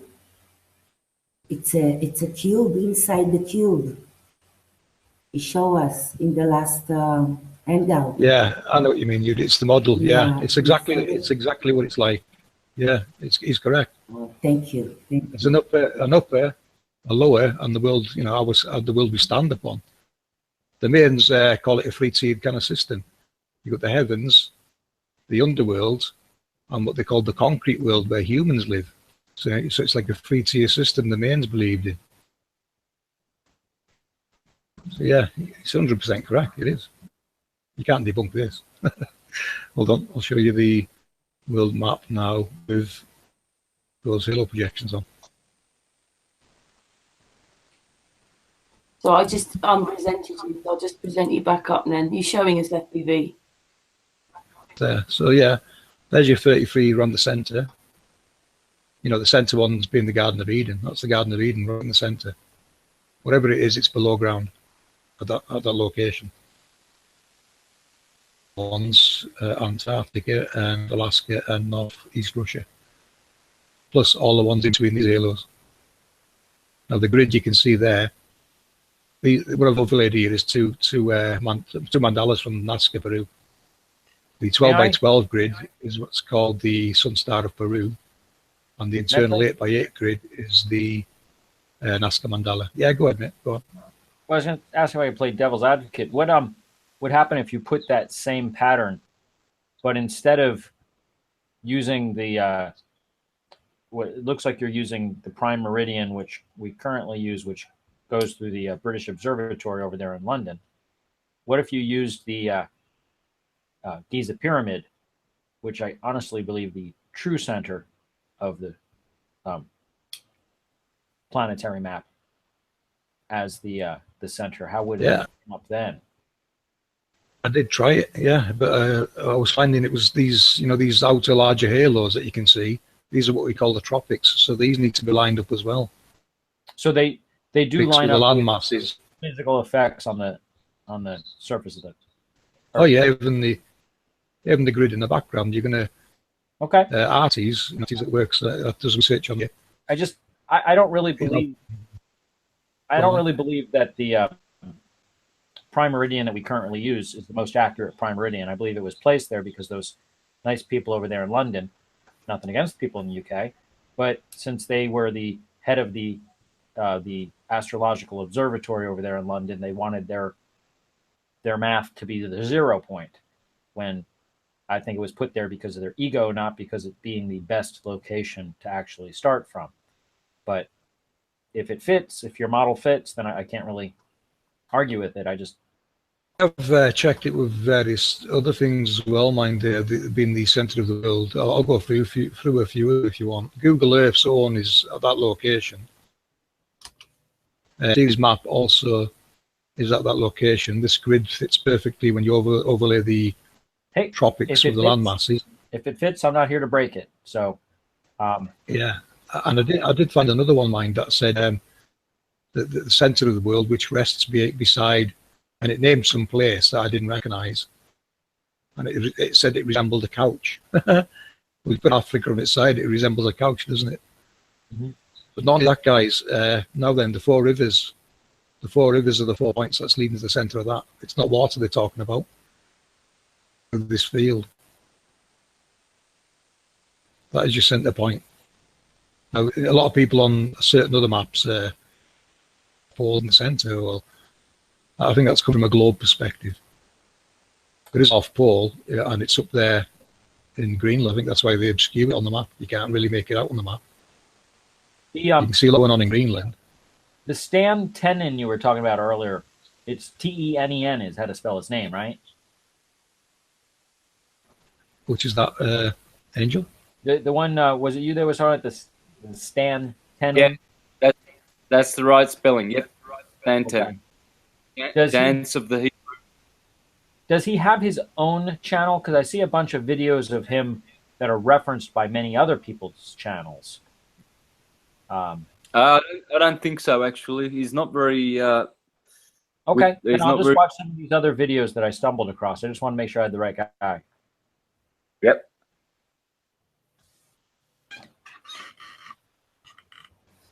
Santos, what do any you more questions on that? when you're listening to FPV? What do you think of his work then? Yeah, well, he's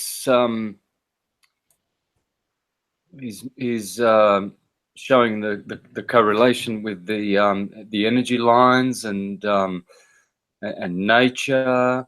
I mean, this is going to be a pointer to how, you know, it's going to point us in the right direction. That's for sure. So I'm enjoying it as it evolves. I've been watching it and thoroughly enjoying it. I like it.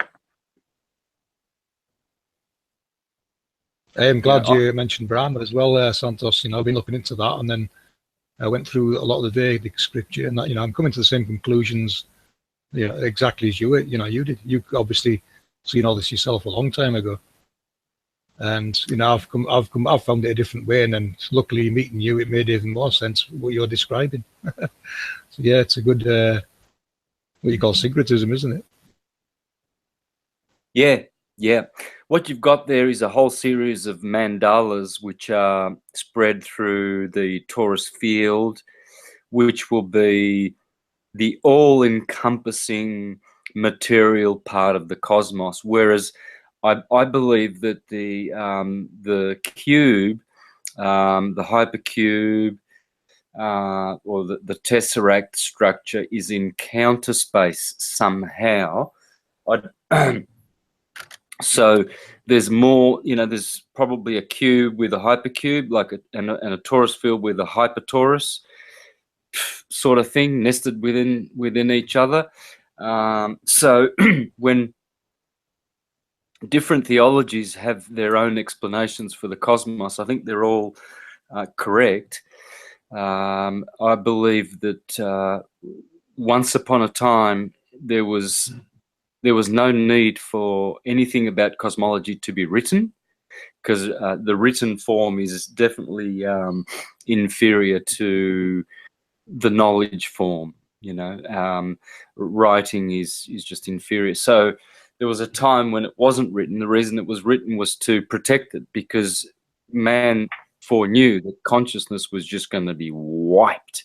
It was just going to suffer so badly that humans would not be able to understand any of what the ancients' technology meant. So we find that the big lie is, and it's only a recent lie, and it's a Jesuit lie, is that all of this is mythology, it's crazy talk. If it's not that, it's pseudoscience, it's just hocus pocus. And we have been trained really, really deeply, it's deeply ingrained, to minimize writings, you know, especially sacred writings, to really limit them and reduce them to nothing, so that there's no truth in them at all, you know. And this is deliberate, because as the consciousness descended, the schools then started specializing, and so they would specialize in one field. So Christianity probably saw the cosmos as a cross, hence their buildings are always cathedrals. And they believed that man is the measure of the universe, which was taught to them by the Egyptians, which were the first Christians that we know of in this particular timeline. Going back thousands of years, Christianity was practiced in Egypt for eons of time. I can prove that, and I have.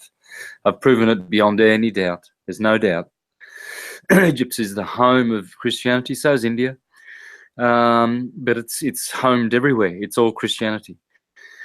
People just call it by different names. So specializations developed, you know, and that was a good thing in the end, because now we can syncretize it all back up again, you know.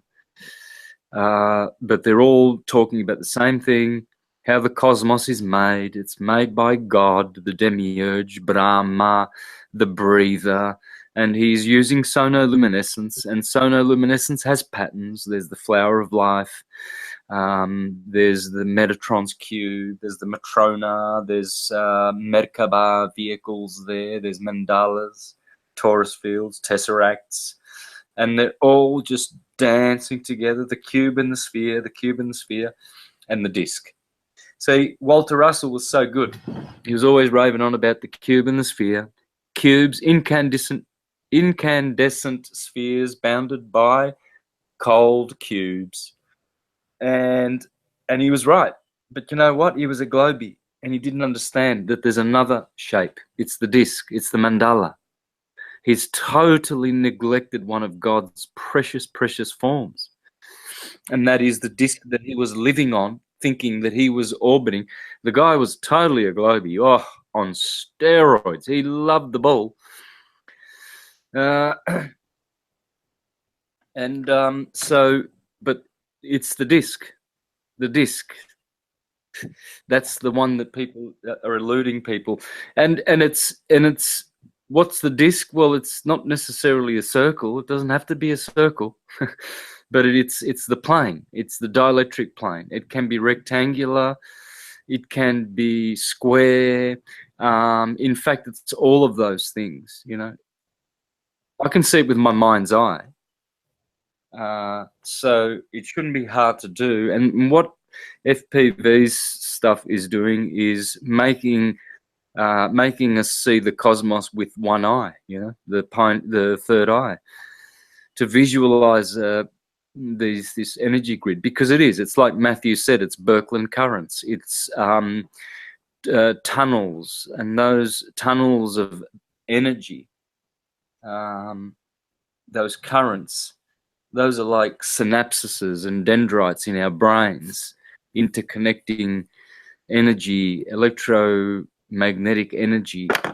And it's all, the structure that we see is really, you can call it an illusion.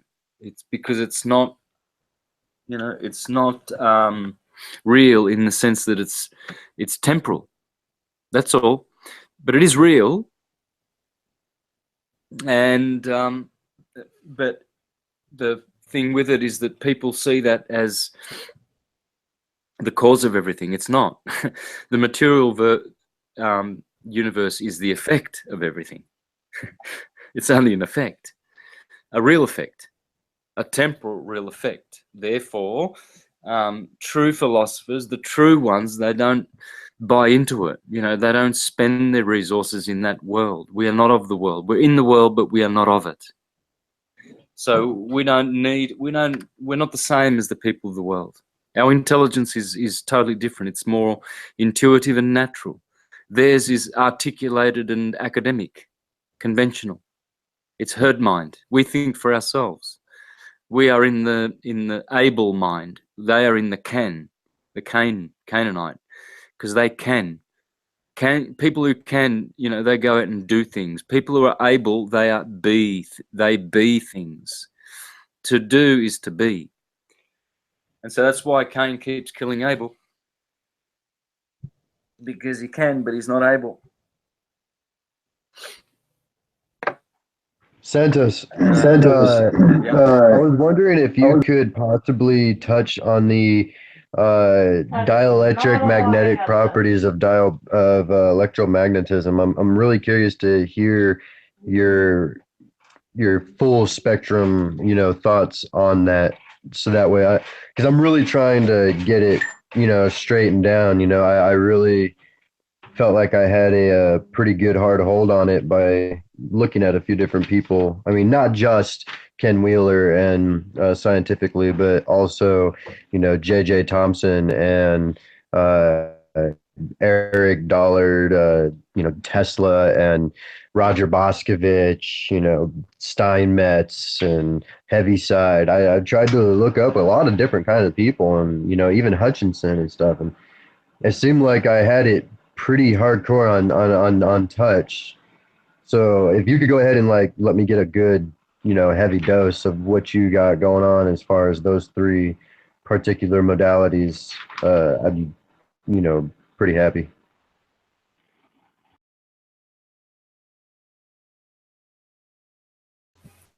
Angela? Hang on a second. Sorry. We'll say what you want to say, but I think that Matthew was asking.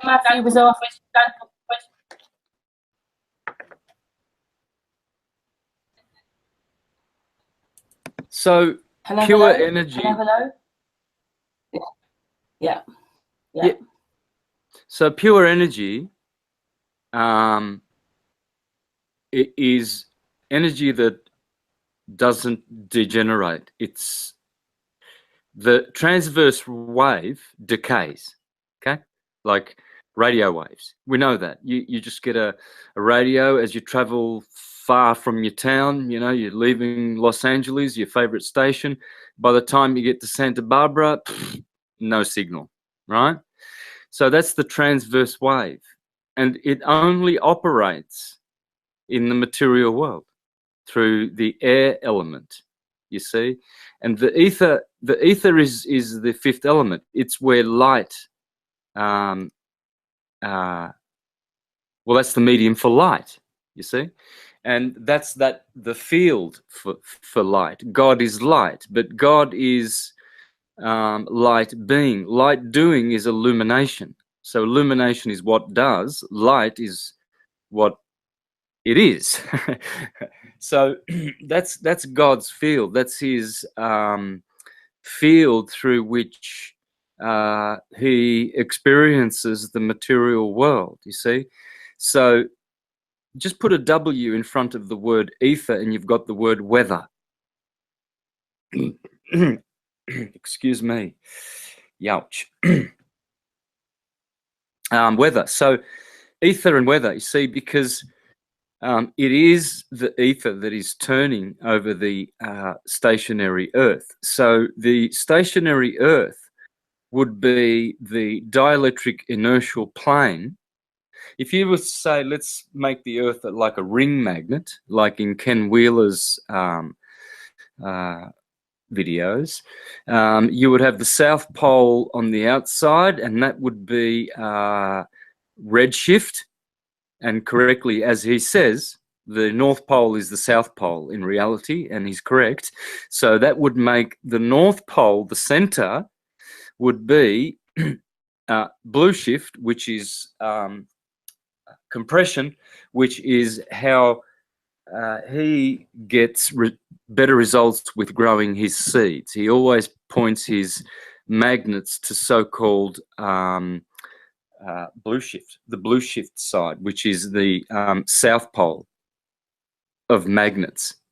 Okay, so, but it's flipped. The North Pole is the South Pole, as Ken Wheeler teaches. So the North Pole in the center, that's actually the South Pole, and that's where blue shift is, hence the aurora borealis, etc., right?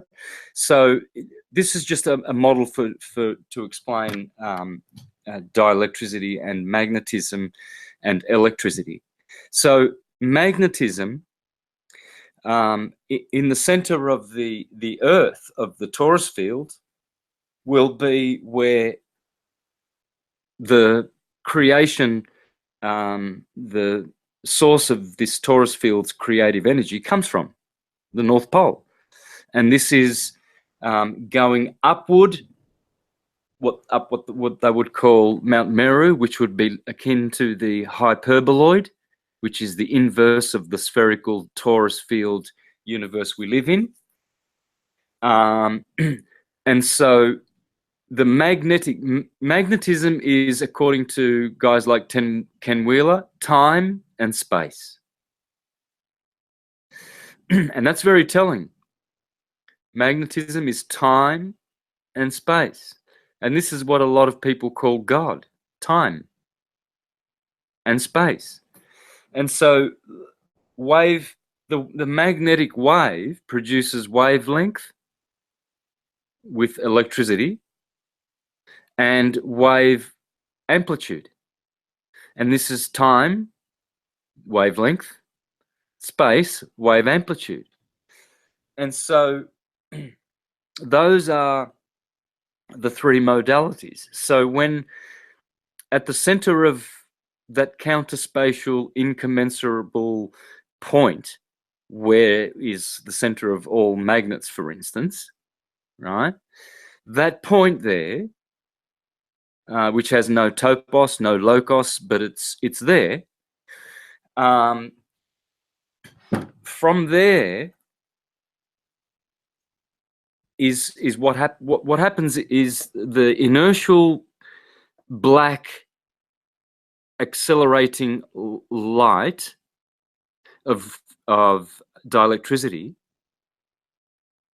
is interacting with the principle of force and motion, which is magnetism, and this is what's called abrasion, abraxas, abrasion. And it's from this abra, this root of abra, which comes creation. In fact, that's the first word in the Bible, is bara, which is abra. And then, because it means to open, and it's that central point of the hyperboloid where energy comes from, which is abra. And this is Brahma as well, you see. Breathe means brathios, Brahma God, you see, because we know he breathes out. It's a breath. So what you're looking at in nature is not particle wave duality universe. It's a pulse wave duality, if you want to call it a duality. But along the dielectric longitudinal field is an energy which does not decay, and it's pure. It doesn't vibrate. Its child is a hybrid called electricity, red and blue shift. It decays. Everything that partakes of the red and blue world, you know, the red pill, blue pill world, it decays. It's temporal. That's the lesson. This is in all our theologies. You can't escape it. You cannot escape it. It's right there. And so the earth is an anagram for ether. Earther, ether. And then just with the W, you've got weather.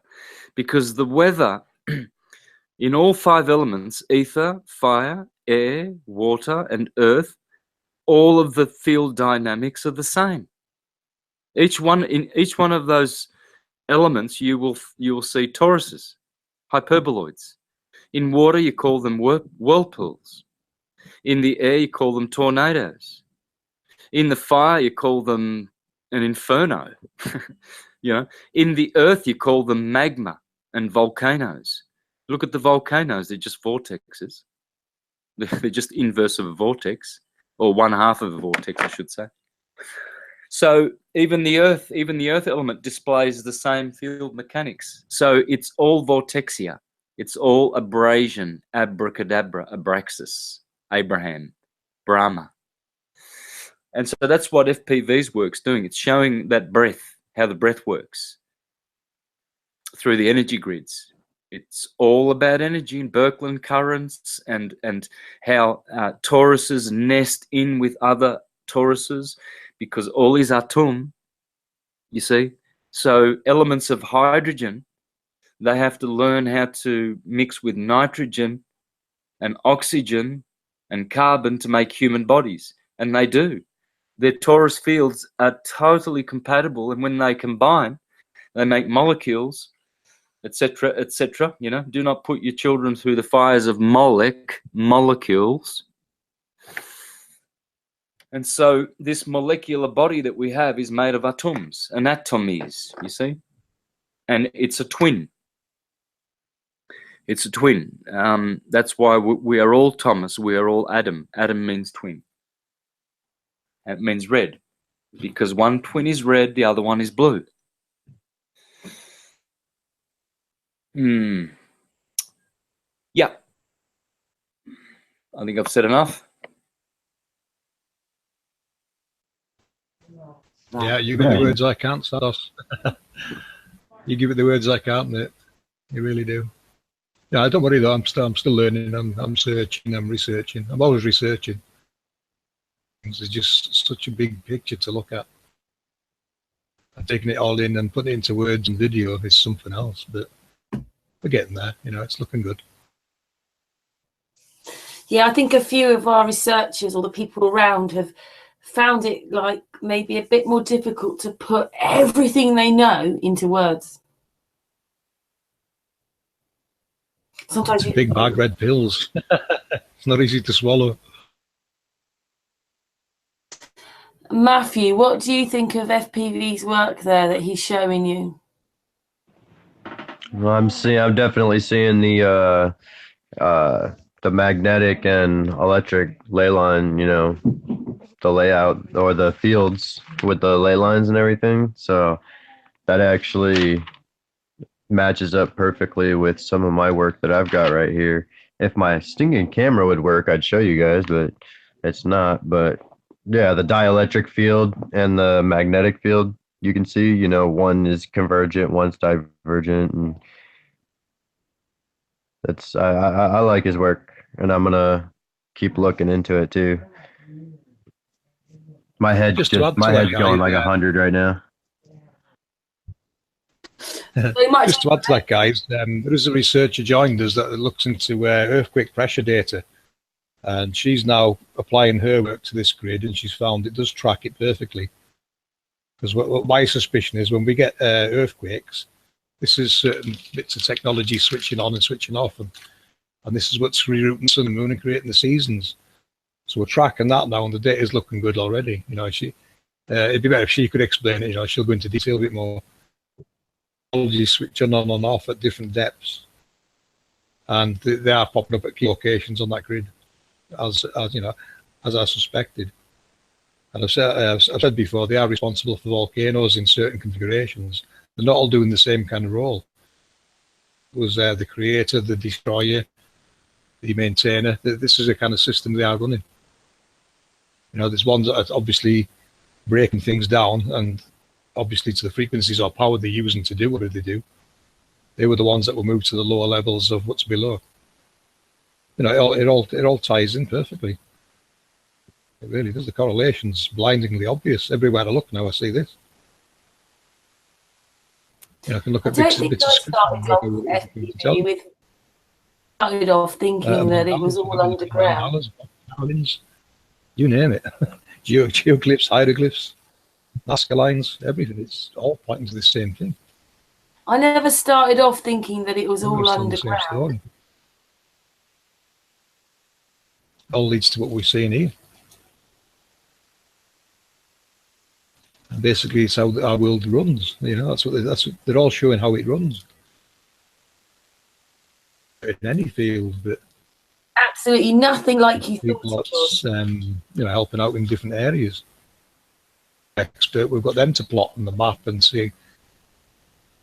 And it's not just a case of it goes round. No, it doesn't just go round. It's coming from various locations all the time. You'd have to go by the Enochian calendar for figuring out which corners are in use and which aren't at particular times. And these portals, whatever they are, this is them in them corners, and this is where they're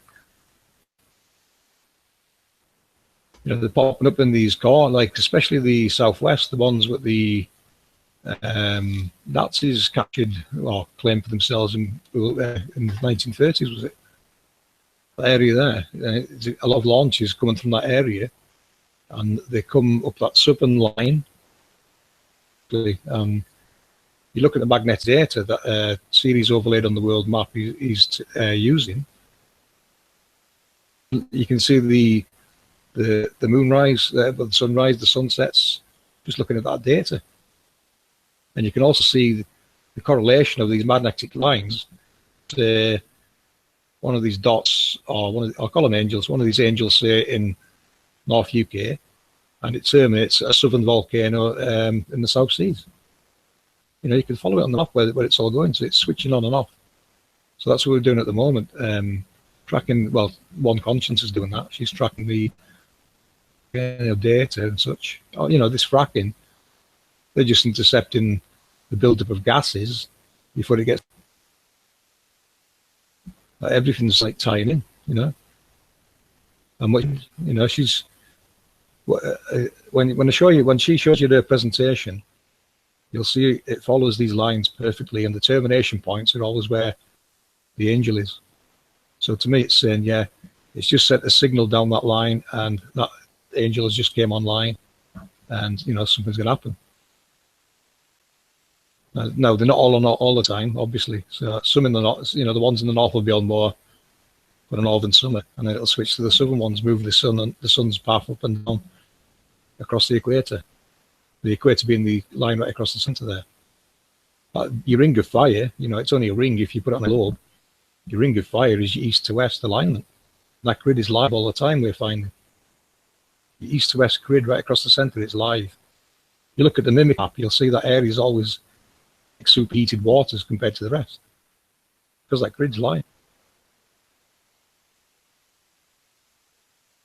So yeah, you know, I haven't figured out the electricals or magnetics, whatever you want, however you want to word it. Said he's going to jump in and have a look at that. He seems to be quite knowledgeable on magnetic data. So yeah, you know, it's a huge picture to look at and take in and work out what's going on. I can see how it works. It's words and videos, something else. And I'm just hoping you guys are following it, you know, with these updates that we keep bringing out. I hope you're like following it along and working it out yourself. You know, is this what everything's telling us? Because to us, everything's pointing to this. This is how it works. And you know, you look at old civilization, that tells me already they knew exactly how it works. They have to know how it works, because all these mandalas are telling you this is how it works. Pick a mandala, it's going to tell you this story.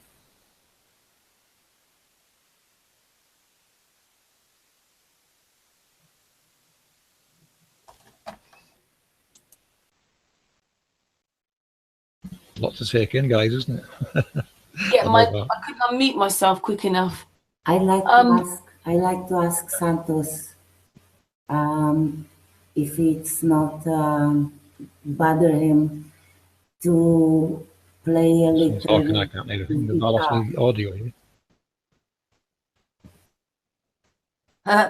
Santos, Judith's asking you if you'll play something on the guitar. Yeah.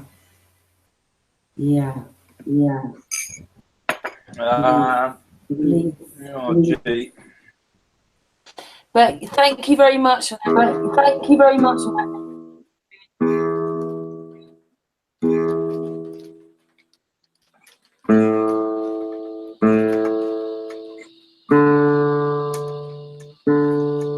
I think it's the first time I've been asked to play.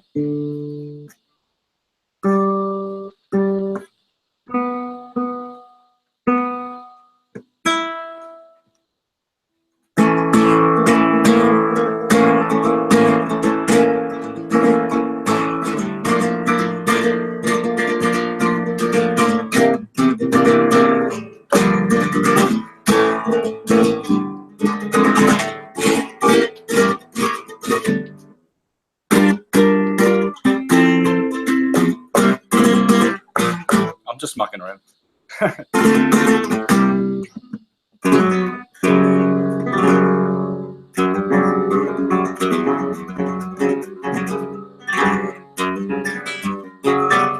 guys. I'm gonna go ahead and bounce out. getting kind of late for me, and New Year's coming around, so I'm gonna call it a night here. But been great talking. I can't wait to get into it more. Santos, I can't wait to talk more about stuff. And Angel, thank you so much for your guys' insight. And wait for the next time we get together and talk some more. Yeah, guys, I've got to go too because thanks, Michael. I've got to go, guys. I've got a storm coming right now, so it was coming all day. Yeah. Thank you very much. Thank you very much. All right, Thank you guys. for doing that. Ah, yeah. I'll Thank you for being here, Santos. Thank you. Oh, Matthew's gone now. Thank you. Yeah. Take care, guys. See ya. Bye, Santos. Ooh. FPV, you're back.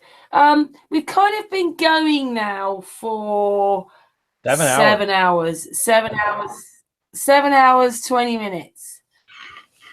I really hate to do this chat room because there's still quite a few people there, but do you think we should end this hangout now and just chit chat a little bit on? Yeah, we'll just say goodbye. Flat Fred, we'll say goodbye on the after hangout. FPV's gone off. He's having a problem with sound, but he might be back in a moment. But say, darling. Yes, I like to say, Karen, I love you very much. Thank you for all your great